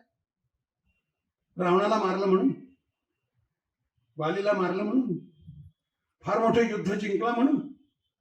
विचारा ना प्रश्न आपल्या स्वतःच्याच मनाला विचार. आणि फक्त रामापुरतं आहे का? महाभारताचं युद्ध जिंकलं म्हणून कृष्ण मोठा आहे का? सगळ्या युक्त्या प्रयुक्त्या करून पांडवांना जिंकलं म्हणून मोठा आहे का? सुदर्शन चक्र होतं, त्या सुदर्शन चक्राच्या शिशुपाल जरा संघ आणखी असं काय अनेक मंडळींना यमसदनाला पाठवलं, त्या कंसाला वगैरे वगैरे काय सगळं महाभारतात म्हणून मोठा आहे का? ज्याची द्वारका सोन्याची होती म्हणून मोठा आहे का?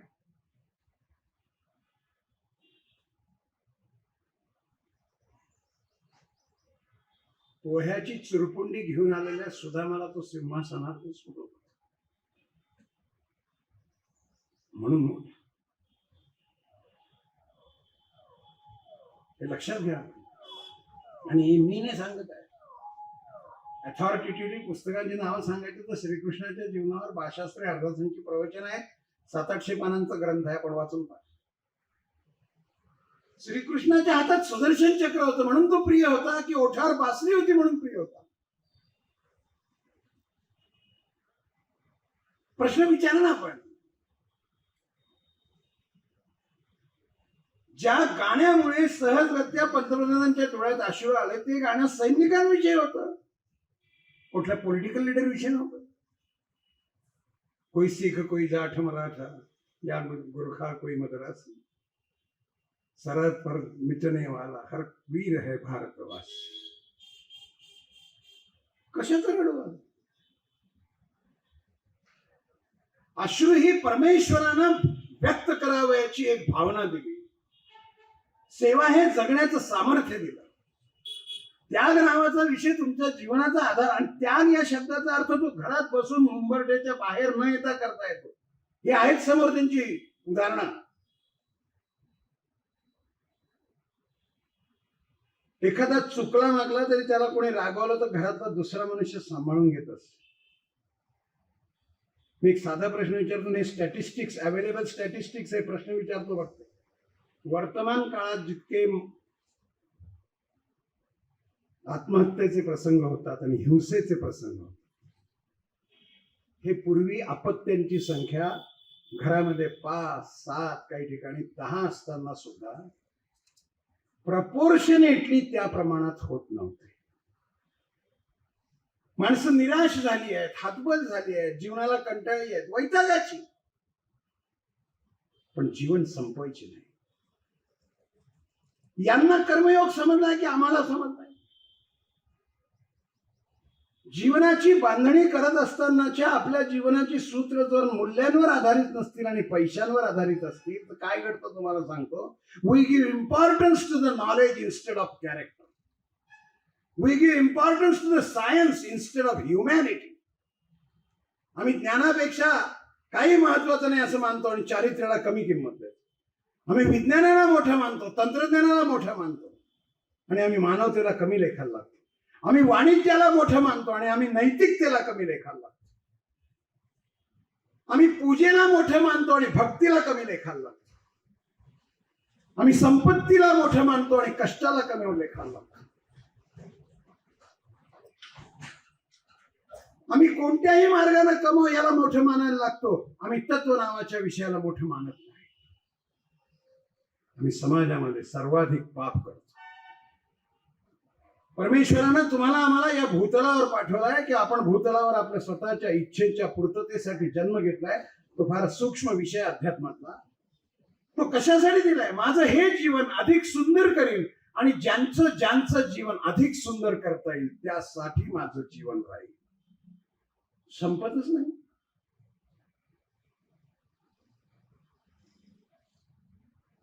ते ज्ञानेश्वरांचा एक दृष्टांत आहे, फार गमतीशीर दृष्टांत आहे. एक व्यक्ती नदीत उतरते म्हणजे आणि आपलं धोतर सोडून ठेवते आणि त्याला जायचं असतं पहिले तरी ओलं होऊ नये म्हणून. त्याला वाटतं की आपण चाललो जाऊ, पण नदीला पाणी जास्त असून तो ओरडायला लागतो, मेलो. एका तरुणाला वाटतं की म्हातारीग्रस्त आहेत, काय वय झालंय, तो उडी मारतो, त्यांना वाचवतो, इकडच्या किनारा घेऊन येतो. ज्ञानेश्वर दृष्टांत असं म्हणतात, त्या तरुणाला धन्यवाद देण्याच्या आधी तो तरुणाला प्रश्न विचारतो, माझं धोतर इथेच ठेवलं होतं, कुठे गेलं? त्या दृष्टांताच्या साह्याने अनेक कीर्तनकार त्याच्यात पुढे असं प्रश्न विचारतात, 15 मिनिटापूर्वी तू स्वतःला डिक्लेअर केलं होतं मेलो,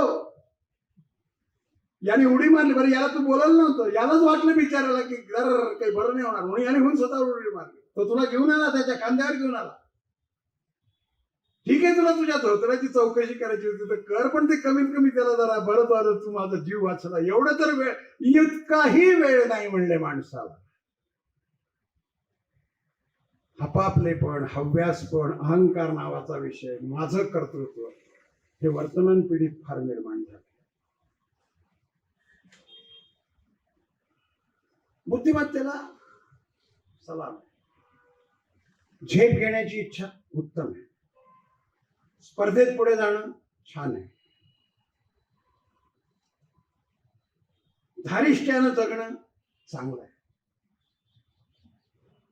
वेगवेगळ्या ठिकाणी विभिन्न पदावर आपल्याच असलेल्या फार चांगल्या आपल्याच घरातल्या मुलींनी सुद्धा जाणं छान आहे. जे चित्र नव्हतं काही वर्षापूर्वी, फार विचित्र चित्र होतं, त्याविषयी आता बोलत नाही. हे छान आहे, पण पुन्हा सांगतो हे छान आहे, पण हे सर्वोत्तम नाही. छानला आणखी काहीतरी जोडावं लागतं. असं अलंकार दिसताना चांगला दिसतो, परिधान केल्यावर जास्त चांगला दिसतो. आपण म्हणतो की एखादा अलंकार तुला शोभून दिसतो म्हणजे काय? अलंकार तो तोच आहे ना, हातात धरला होता तो गळ्यात घातल्यावर काही फरक झाला का? ते तुला शोभून दिसतो म्हणजे काय? छोटी छोटी असतात वाक्य. जगणं नावाच्या विषयाचं जे मोल आहे ना, ते या विषयाशी जोडलेलं असतं. मित्रांनो लक्षात ठेवा. माझं बडोद्याला एक व्याख्यान होतं. व्याख्यान दिलं, आम्ही सगळेजण एकत्र कुटुंब होतं, सगळेजण जेवायला बसले. त्या घरात सगळेच डॉक्टर. मी गमतीत म्हटलं तुमच्याकडे आता मदत करणारे तुम्हाला जे काही मंडळी ह्या पण डॉक्टर आहेत की काय? सगळेच डॉक्टर. 4 पिढ्या डॉक्टर घरामध्ये, आणि ते एकाच घरात राहत होते. आम्ही सगळेजण एका मोठ्या डायनिंग टेबलवर जेवायला बसलो. मी सुद्धा सगळ्यात मोठ्या म्हणजे आवडत्या जागेत म्हणजे असे आजींच्या शेजारी बसलो होतो, सगळ्यात पहिली पिढी. त्यामुळे मला पोटभर जेव्हा माझं जेवण फार कमी असतं असं त्या सुरुवातीला मला म्हटलं, आणि म्हणे माझं डोळ्याचं ऑपरेशन झालंय, मी फार बेताचं, आता तुम्ही आलात वगैरे वगैरे, मग आता म्हणून मी बसले, नाही तर मी माझ्याच खोलीत जेवते वगैरे. ते आजोबा पण होते, ते दोघं डॉक्टर. याही डॉक्टर, या आजी डॉक्टर, ब्लिडिंग पूर्वीच्या ब्रँचच्या तर नाही सांगताय ना. त्यांचं ऑपरेशन झालं आणि चष्मा करण्याचा मुद्दा आला. त्यांनी मुलाला जवळ बोलवलं, या आजींनी मुलाला जवळ बोलवलं आणि सांगितलं की ते आता चष्मा करायचा आहे ना, तो तू चष्मा कर. तर नंबर काय मला म्हटलं ते पहा तू काय ते, पण माझी ही जुनी फ्रेम तुला देते, त्या फ्रेम मध्ये तो चष्मा करू नये. मुलगा म्हणला, अगं आई ते फ्रेम फार खराब झाली, आपण बदलून टाकू. नाही, फ्रेम नाही बदलायची, नाही तर चष्मा नाही करायचा, डॉक्टरीन बाई सांगतोय. मुलं म्हणले असं काय, ती खरंच झाली फ्रेम आहे, पण नवीन तुला चांगली तुझ्या आवडीची घेऊ वगैरे वगैरे. फार प्रेमानं मनापासून त्या आई त्याला उत्तर असं देते, सगळं बरोबर आहे, तू माझ्या मनासारखी घेशील, खूप चांगली घेशील, कदाचित तू आता सोनेरी सुद्धा फ्रेम मला घेऊ देऊ शकतो, इतका मोठा आहे. पण ही फ्रेम मला पहिल्यांदा चष्मा लागला ना 40 नंतर, तेव्हा तुझ्या वडिलांनी घेतली. त्यामुळे मला ही तुला ही बदलता येणार नाही. Can you trace out this husband wife relation? If you can tell me. आपण मोजू शकत नाही असं समर्पण आहे त्या माऊलीचं. आणि याचा तुम्हाला मग मी बोलतोय, मी कोणतं तरी उदाहरण माझ्या वाट्याला आलेलं मी सांगतो, अशी तुमच्या वाट्याला सुद्धा खूप उदाहरणं आहेत. माझा सांगण्याचा मुद्दा असा आहे की या क्वालिटीने घर घडतं,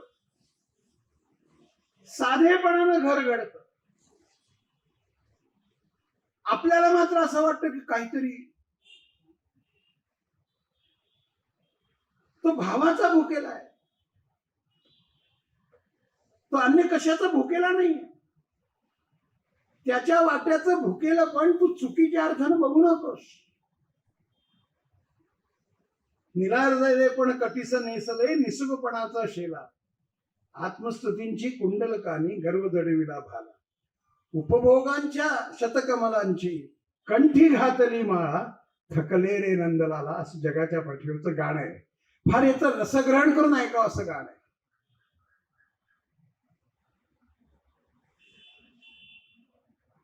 जीवनाकडे बघण्याचा एक वैशिष्ट्यपूर्ण दृष्टिकोन हे भारतीय तत्वज्ञान. आणि त्याची कशात आहे? ती साधेपणात आहे. शब्द तर खूप वापरता येतील मित्रांनो, माझ्या मगाच्या बोलण्यात ते खूप आले. सहजपणात आहे. आपल्याला थोडं अधिक काही करावं लागलं तर आता कुरबुर सुरू होते.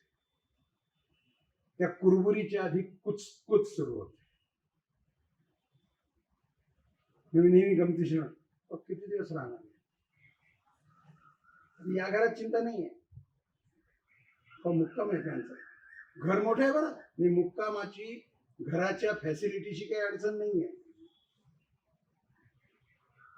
माणूस जड झाला, माणूस नकोसा झाला. आणखी थोडा शब्द वापरू का जरा? जितका सहज त्याच्यापासून दूर जाता येईल तेच आपल्या आयुष्याचा आनंद आहे असं वाटायला लागतं. आणि मग कधीतरी प्रसंग येतो, मग तेव्हा माणसाची आठवण होते. जगात माणसाला रिप्लेसमेंट नाही. नातं नावाचा विषय पुन्हा निर्माण होऊ शकत नाही. आणि पैशानं त्याची बांधणी करणारा अजून मला तरी भेटावयाचा आहे, ते नाही होऊ शकत. कष्टानं कमवणं याविषयी वाद नाही. शिक्षण अधिक घेणं याविषयी माझ्या मनात संदेह नाही. पण दिग्गज माणसं, फार दिग्गज माणसं मित्रांनो, याची उदाहरणं द्यायची ठरली तर तुम्ही you quote me the incidents and I will quote the personality. हे झुकत होत, नतमस्तक होत. झुकत होती या शब्दाचा अर्थ केवळ वाकून नमस्कार करत होते असं समजू नका. ते तर हल्ली खूप वेळा वाकून नमस्कार करणाऱ्यांची संख्या इतकी वाढलेली आहे की पायाला नमस्कार करण्याच्या ऐवजी गुडघ्याला नमस्कार करतात हल्ली खूप जण. For the sake of show off the life. मनाला वाटलं पाहिजे मी हे केलं पाहिजे. हे यांना वाटत होतं की नाही? 5व्या पिढीच्या माणसांना असं वाटावं की आपल्या वडिलांच्या 8व्या स्मृती दिनाच्या निमित्तानं असं काही करावं आणि त्यावेळेला सगळ्या मंडळींना समोर आणावं सगळ्यांच्या. ही काय त्यांची जाहिरात आहे का? त्यांना ही प्रसिद्धी हवी होती का? कीर्तीचा माहोल याच्यासाठी त्यांना काही बोलवत होता का? यासाठी ते 50, 70, 80 वर्षापूर्वी जगले का? असं कोणता तरी कार्यक्रम व्हावा त्या स्मृती दिनाच्या निमित्तानं, आपले नाव असतील ती समोर यावीत म्हणून ते जगलेत का? जगणं नावाचा विषय हेतू नावाच्या विषयाशी जोडला जातो तेव्हा अहेतू नावाचा विषय मानवी मनामध्ये निर्माण होतो. आणि अहेतू ज्यावेळी माणसाच्या मनात निर्माण होतो तेव्हा तो कधीही निस्पृह नसतो. जीवन हे निस्पृह पाहिजे, निस्वार्थ पाहिजे, निरपेक्ष पाहिजे. फार छान शब्द वापरायचा तर निरागस पाहिजे. छोट्या मुलाला सहज घ्यावं असं वाटतं. लेकरू कोणाचंही असलं तरी घ्यावं असं वाटतं, कारण त्याचं चेहऱ्यावर निरागसता असतं. दारिद्र्य असलं तरी ती निरागसता असते. आणि ही निरागसता यांच्या सगळ्यांच्या मंडळींमध्ये माझा परिचय नसताना मी खात्रीपूर्वक सांगू शकतो, म्हणजे तिघांशी तर होताच, की यांच्या चेहऱ्यावर त्यांच्या वागण्यात ही सदैव होती, सदैव होती. आणि म्हणून एक लक्षात घ्या, यांचा घरात अधिकार निर्माण होत असे, आता घरात अधिकार नाही निर्माण होत. आता मला जर विचारलं तर का नाही, मी मुलाला सांगितलंय बा तुझ्या आवडीचं काय ते कर, आपण काही त्यांच्या करिअरला आडवं यायचं नाही. माझी पालकपणाची व्याख्या काय बघा, त्याला जे शिकायचं ते शिकू दे, त्याला शिकायचं ते शिकू दे, पण तो सगळं चांगलं शिकतो की नाही हे पाहायला पाहिजे की नाही. तुम्हाला आता स्टॅटिस्टिक्स सांगितलं तर धक्का वाटेल, मी त्याचं वर्णन करत नाही कारण ते फार वर्णन करण्याच्या लायकीचं नाही. हाय क्वालिफाईड मंडळींचा क्राईम रेट गेल्या वर्षात अनक्वालिफाईड मंडळींच्या तुलनेनं 1.5 पट आहे, असं स्टॅटिस्टिक्स आहे.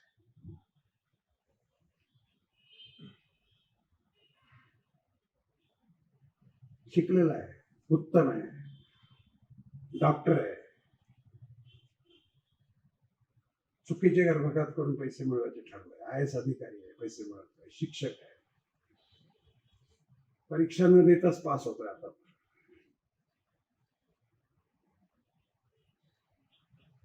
मूल्य हे जगण्याचं सूत्र आहे. हे विसरून कोणतीही गोष्ट मिळणार असेल. अरविंद घोषांची केस चालवायला घेतली होती तेव्हा ईश्वरचंद्र विद्यासागर जेवायला बसले होते. आई म्हणाली, ईश्वरचंद्र तुझा चेहरा जरा पडलेला आहे. हो म्हणले, पडलेला आहे की अरविंद घोषांची केस घेऊ की नको असा विचार पडू. आई सुद्धा कशी होती ते ऐकून घ्या जरा. आईने सांगितलं, मी तुला आता वाढत नाही, तुझं जेवण झालं, उठ म्हणले. ते म्हणले, तू का रागवलीस? ते म्हणले, अरविंद घोषांचं वकीलपत्र घ्यायचं की नाही याची जर तुला शंका असेल तर तू माझा मुलगाच नाही. अगं नक्की हरणार आहे. इंग्रजांची एकूण धारणा अशी आहे, कायदा असा आहे की ते केस जिंकू शकत नाही. आई म्हणते, ते तुझ्या आधी मला माहिती आहे, मी काही वकील नाही, मला माहिती आहे तू केस जिंकणार नाही, पण हरणारी केस अरविंदांची चालवली असं माझ्या मुलाचं नाव इतिहासात झालं पाहिजे. ती आई आहे.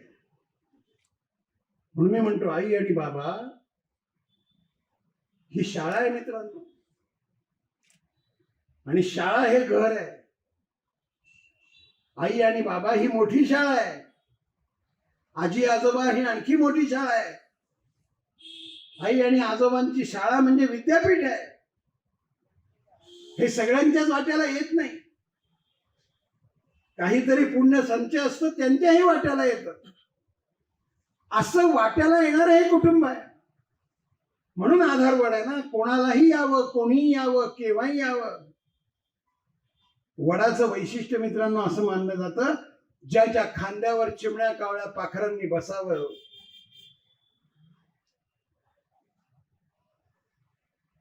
खाली अनेक असलेल्या जनावरांनी त्याच सावलीमध्ये विश्रांत व्हावं. आपली फळं आपल्याला न विचारता दुसऱ्याला घेऊ द्यावी. आणि कोणी आपण वाढतो याची काळजी सुद्धा न घेता, आपल्याला पाणी लागतच नाही असं गृहीत धरून आपल्याला पाणी टाकलं नाही तरी चर्चा करू नये, अशा झाडाला वड म्हणतात. मला वटपौर्णिमेच्या दिवशी तो विधी करताना, दोरा बांधताना काय हातातल्या छोट्याशा पेल्याच्या साह्याने एवढ्या मोठ्या वडाला पाणी घातलं जातं. वडाच्या मोठ्या झाडाला पाणी घालताना पाहिलंय बगीच्यासारखं. याचा अर्थ फार सात्विक आहे. मला काही नको हे नक्की आहे, पाणी घालण्याचा. मी देत राहील हे नक्की आहे, मी पसरत राहील हे नक्की आहे. मी काही मागणार नाही हे त्याहून नक्की आहे. माझं फळ हे माझं नाहीच, ते तुझ्यासाठी आहे हेही नक्की आहे. असं विश्रांत होऊन कोणीही जावं आणि उन्हापासून त्यांचं संरक्षण व्हावं, यात माझ्या झाडाच्या असलेल्या दाटपणाचं रहस्य आहे. आणि असं मीच एकट्यानं करू नये, तर माझ्यासोबत माझ्या नंतर माझ्यातूनच फुटलेल्या पुढच्या पिढीच्या असलेल्या अखंड पारंब्या जमिनीमध्ये रुताव्यात आणि त्यांनी पुन्हा एकदा असं रूप धारण करावं की त्यांच्यातून दुसरा वड निर्माण व्हावा. असा आधार नावाचा विषय आश्रयाच्या जोडीला समाज जीवनामध्ये कुटुंब जीवनाच्या साक्षीने प्रवाहित करण्याची, संक्रमित करण्याची इच्छा असलेल्या मंडळींना आई, बाबा आणि आजी आजोबा म्हणतात. म्हणून ते आधारवाडासारखे असतात. फार छान नाव दिलं सुशीलभाई. मला माहित नाही तुम्हाला ही कल्पना कोणी सांगितली या नावाची. भाषण माझं झालं त्या विषयावर. हा अगदीच किरकोळ विषय आहे. आणि खरं सांगायचं म्हणजे या विषयावर बोलायला आणि माहिती सांगायला मित्रांनो खूप काही आहे. खरंच खूप आहे. पण तुमचं घर याचं जागतं बोलतं उदाहरण आहे. पुढच्या पिढीला स्वतंत्रता द्या, पण योग्य नजर लावा. आई अशिक्षित असली, भोळी असली, भाबडी असली, आणखी पुढचा शब्द वापरतो, तिला तुमच्या दृष्टीने फार काही कळत नसलं तरी तिला किती कळतं हे तुम्हाला कळण्यासाठी मुलगी असेल तर आई व्हावं लागेल, मुलगा असेल तर बाप व्हावं लागेल. पुढची 5-25 वर्ष तरी ते तुम्हाला अजून कळणार नाही. हे आत्ताच समजून घ्या. ही परिभाषा कुटुंबात असणं हे भारतीय कुटुंबाचं वैशिष्ट्य आहे. तत्वज्ञानाच्या भाषेत आणखी समजावून सांगण्याचा प्रयत्न केला तर व्यक्ती, समाज, व्यक्ती, कुटुंब, समाज, राष्ट्र अशी आपली बांधणी. आणि अन्य देशांमध्ये ही बांधणी व्यक्ती राष्ट्र अशी आहे. ते समाजालाही म्हणत नाही. वाय फॉर असं ते विचार. Y for. आपण असं नाही विचार करत. मी चालत होतो रस्त्याने अनवाणी, माझी या डोळ्यात नकळत आले पाणी. अनवाणी चालताना डोळ्यात पाणी येणं सहज शक्य आहे. संपलेच रडणे पाहिले शेजाऱ्याला, पायच नव्हते त्या. संपलेच रडणे हा अनुभव कोण देईल? आमचे वडील फार छान वाक्य म्हणायचे, तुमची पुस्तकी विद्या तुम्हाला 8वी-9वी मध्ये पास करण्यापुरती आहे. किती नंबर आला तुझा? पहिला नंबर आला. हुशारकीने, असं फार कडक बोलायचे. हुशारकीने काही सांगू नको. व्यवहाराचं ज्ञान व्यवहारात मिळतं. 4 चौघांमध्ये वागल्याने मिळतं. 4 चौघांना भेटल्यामुळे मिळतं. 4 चौघ कसे वागतात हे पाहिल्यामुळे मिळतं. त्याची परीक्षा नसते, पण त्याची परीक्षा तुझी केव्हा घेतली जाईल हे समजत नाही. आणि एकदा नापास झाला मग आयुष्यभर रडत भेट. फार कडक बोलायचे. प्रेमळ बोलणं माहितीच नव्हतं, कारण ढोंग माहिती नव्हतं. कडकपणा या शब्दाचा अर्थ लक्षात घ्या. कडकपणा आणि कोमलपणा असं संमिश्रित पाहिजे. रामाला धनुर्धारीपणाचं शिक्षण देत होते वशिष्ठ ऋषी. असं मारायचं असतं, असा बाण असतो, वगैरे वगैरे वगैरे. अरुंधती त्यांच्या पत्नी गुरुमावली बाहेर आल्या आणि त्या आपल्या नवऱ्याला म्हणजे वशिष्ठाला म्हणायला लागल्या की माझ्या रामाला इतकं कठोर करू नका, ते शिकवा तुमचं. पण बाण एखाद्याला लागला आणि तो चुकून लागला तर त्याचं हृदय द्रवित होऊ द्या. असं त्याचं हृदय कोमल ठेवा. तुम्ही त्याला कितीही कठोर शिक्षण द्या, मी सांगणार नाही. आणि ही तुम्हाला वर्तमानातली उदाहरणं द्यायची तर तुम्ही एरिया सांगा त्याच्यात उदाहरणं देतायत. 100% देतायत. वडिलांनी डोळे वटारले म्हणून स्वर चुकला, म्हणून 13व्या वर्षी वडिलांचं समाधान होईपर्यंत मी गाणं शिकीन असा निश्चय करणारीचं नाव लता दिली आहे. वडिलांनी डोळे वटारले संध्याकाळच्या वेळी मंगेशाची आरती म्हणताना घरात. It was not a public demonstration.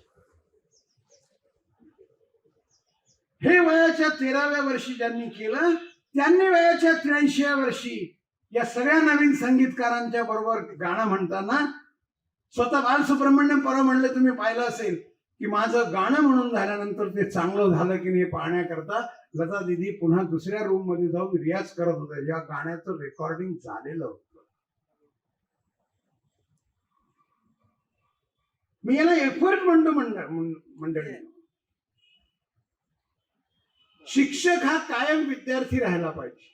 वडील हे नेहमी आदर्शभूत राहिले पाहिजे. आई ही नेहमी सदैव समईच्या ज्योतीसारखी असली पाहिजे. आजी आजोबांचं जगणं हे पणतीसारखं असलं पाहिजे आणि सदैव तेल त्यात टाकलं जावं असं असलं पाहिजे. आणि मुलांनी त्या प्रकाश झोतात आपलं आयुष्य असं प्रकाशासारखं करावं. तिमिराकडून अंधकाराकडून उजेडाकडे झेप घेण्यासारखं करावं.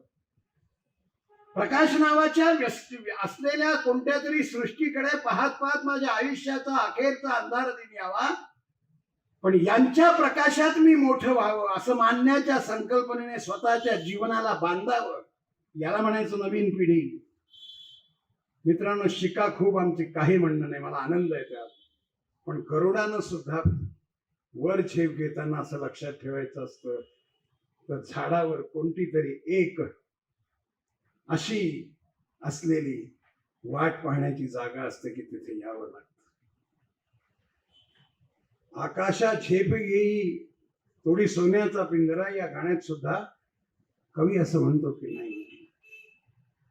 आणि थोडं मोकळेपणे सांगतो मित्रांनो, जन्म तुमच्या आमच्या हातात नाही, मृत्यू तुमच्या आमच्या हातात नाही. कुठे येईल ते सांगता येत नाही, केव्हा येईल ते सांगता येत नाही, कसा येईल ते सांगता येत नाही. मधलं फक्त हातात आहे. ते उच्चतम करा, उन्नत करा, उदात्त करा, दैदिप्यमान करा, दीपस्तंभासारखं करा, प्रकाशमान करा. असं करण्याची इच्छा आपल्या पालकांना असं वाटलं पाहिजे की माझी मुलं अशी झाली पाहिजे. राहा जगाच्या पाठीवर कुठे. अमेरिकेत जातो तक्रार नाही. तिथे गेल्यावर त्यांना हे समजलं पाहिजे की हा भारत आहे. तिथे गेल्यावर असं होता कामा नाही की हीच अमेरिका असं सांगायला येईल. याचं कारण जगाच्या पाठीवर हे मी तुम्हाला अत्यंत खात्रीपूर्वक सांगतो. आपण आणखी 5-10 वर्षानंतर योगायोगानं भेटू शकलो, कदाचित त्यावेळी कुठली तरी काटे घेण्याचा योग येईल, परंतु जर भेटू शकलो तर तुम्हाला हे पटेल की या देशाच्या पार्श्वभूमीवर हा देश सदैव तत्वज्ञान, वागणं, चिंतन, बोलणं, घर, कुटुंब, माणसं, नातं यासाठी जगाच्या पाठीवर सदैव प्रसिद्ध राहील. याच भूमीकडे पाहून इतरांना असं वाटेल की असं वागावं. हे 10 वर्षापूर्वी वाटत नव्हतं मित्रांनो.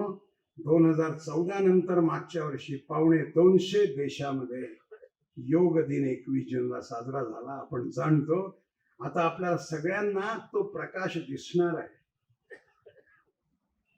ब्राह्म्य मुहूर्तावर सूर्य दिसत नाही, तो फक्त एवढंच सांगतो मी नक्की येणार आहे, काही काळजी करू नका. तो तुम्हाला मला ग्वाही देत असतो, दिसत नसतो. त्याचा लालबुंद असलेला चेहरा जेव्हा अगदी सकाळच्या वेळी त्याच्या सूर्योदय नावाच्या शब्दापासून दूर असतो, तेव्हा त्याच्या त्या किरणांच्या असलेल्या प्रकाश झोतामध्ये सर्वत्र उजेडाची ग्वाही देतो. असं म्हणतो, हो मी येणार.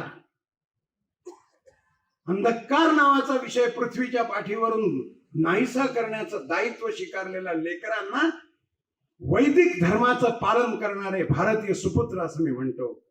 अशा सुपुत्रांनी भारताचा भावी काळामध्ये आपल्या स्वतःच्या हातामध्ये या मूल्यांच्या साह्याने धडा घ्यावा. या मायामाऊलींना आपल्या स्वतःच्या आयुष्यातून जे जे म्हणून सहजगत्या आनंदाचं देता येईल, not by way of gift, not by way of surprise, not by way of cake only. You do it, I don't have any objection for that, but not by that only. I am saying आजी आजारी असली तर असं वाटलं पाहिजे मी रजा घेऊन जाते. वासुदेव बळवंत फडकेंना राजीनामा दिला, आईला बरं नाही असं निरोप मिळाल्यावर तुला रजा मिळणार नाही असं सांगितलं, हा राजीनामा मी घरी चाललो.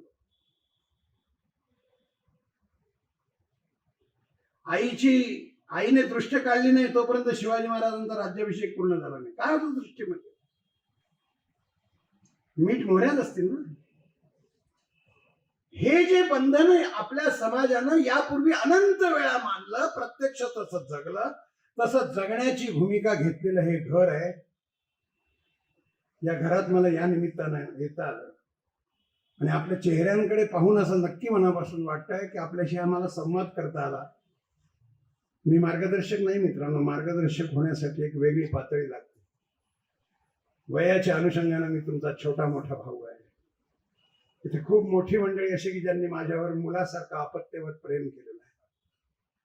या नात्याने मी आलो आणि आपण या कार्यक्रमाचा असा अर्थ आपल्या मनात नक्की बिंबवावा माझ्या सकट, की मला हे जीवन असं फुलवायचं, मला असं मोठं व्हायचं आणि असं घरालाही मोठं करायचं. त्या घराला असं वाटलं पाहिजे की पुत्र व्हावा ऐसा गुंडा ज्याचा तिन्ही लोके घेतला. आणि तो केव्हा वाटेल, जेव्हा सहजगत्या असं होतं ना की काही पाळणारा तो होता, तेव्हा हे नक्की घडतं. डॉक्टर कलामांच्या मृत्यूनंतर मद्रासच्या विद्यापीठामध्ये लोकमान्य टिळकांवर बोलण्याचा मला योग आला. म्हणून मी मद्रासच्या विद्यापीठात गेलो आणि असं वाटलं की भाषण संध्याकाळी आपण जाऊन भेटूया. डॉक्टर कलामांच्या भावाला भेटायला गेलो. डॉक्टर कलामांच्या भावाचं वय त्यावेळी मी भेटायला गेलो तेव्हा 90 पार केलेलं होतं. बहुत समझाया सर उसको कि मत जाओ. उसने कहा मामूली सा बुखार है, चिंता मत करो, जल्दी वापस आऊंगा. बुखार था ही उसको वगैरे वगैरे. तर मी त्याच्यात फार भावनिक होईल नाही. मुद्दा काय लक्षात घ्या, डॉक्टर कलामांचा मृत्यू गुवाहाटीला झाला. MBAच्या विद्यार्थ्यांपुढे भाषण करताना झाला. ज्यांच्यासाठी ते भाषणाला गेले होते त्यांची संख्या 100 पेक्षा कमी होती.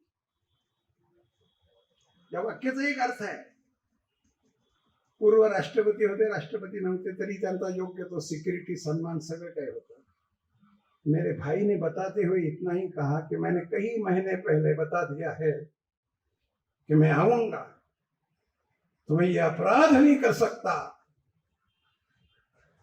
असं म्हणते रडायलाच लागले.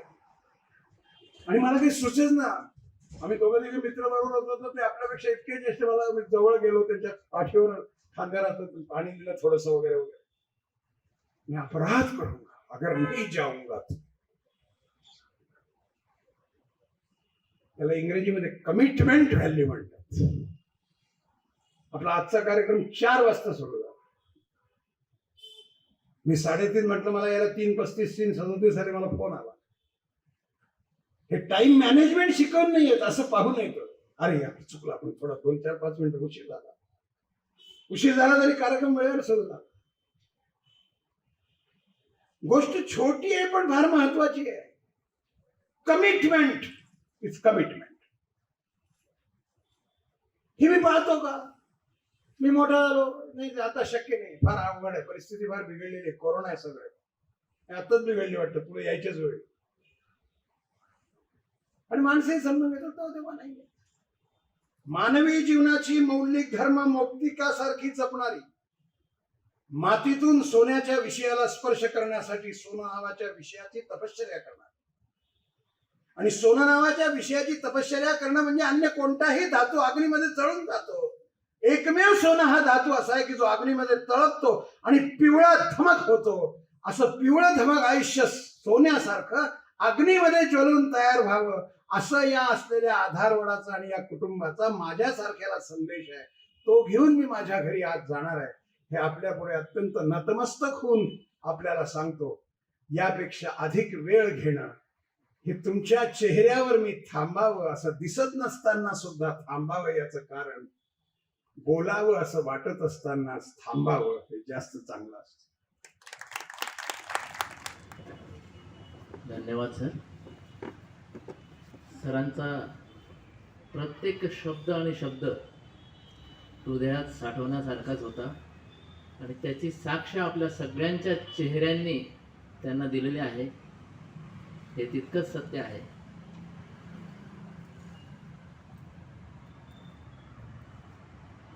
माननीय प्रकाशजी पाठक सर यांचं या आधारवड संकल्पनेअंतर्गत पहिलं पुष्प या ठिकाणी गुंफलेलं आहे.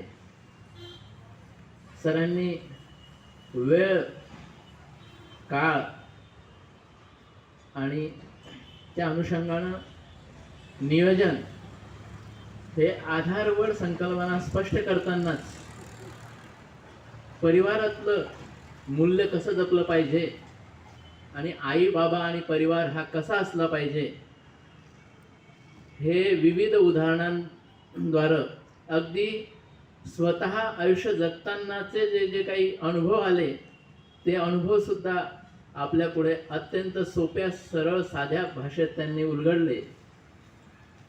असे आपल्याच परिवारातील पाठक सरांचं स्नेहदीप सत्कार देऊन सत्कार करण्यासाठी मी आपल्या सर्वांच्या वतीनं श्री संदीपजी नवाल यांना आमंत्रित करतो की त्यांनी आदरणीय सरांचं स्नेहदीप देऊन सत्कार करावा.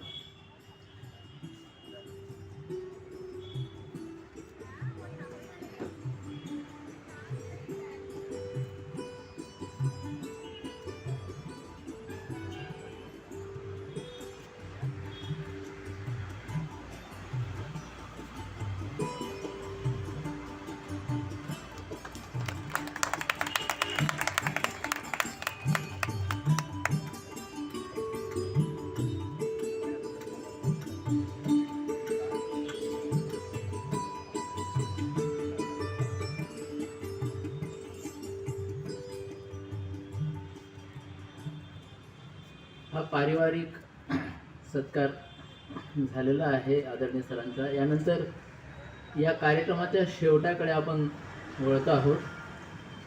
मी परितोष सरांना विनंती करतो की आपण आभार नाही मात्र एक आधार म्हणून या परिवारासाठी आणि या परिवाराचं एकमेकाप्रती ऋण व्यक्त करण्यासाठी मी आदरणीय परितोष सरांना या ठिकाणी निमंत्रित करतो.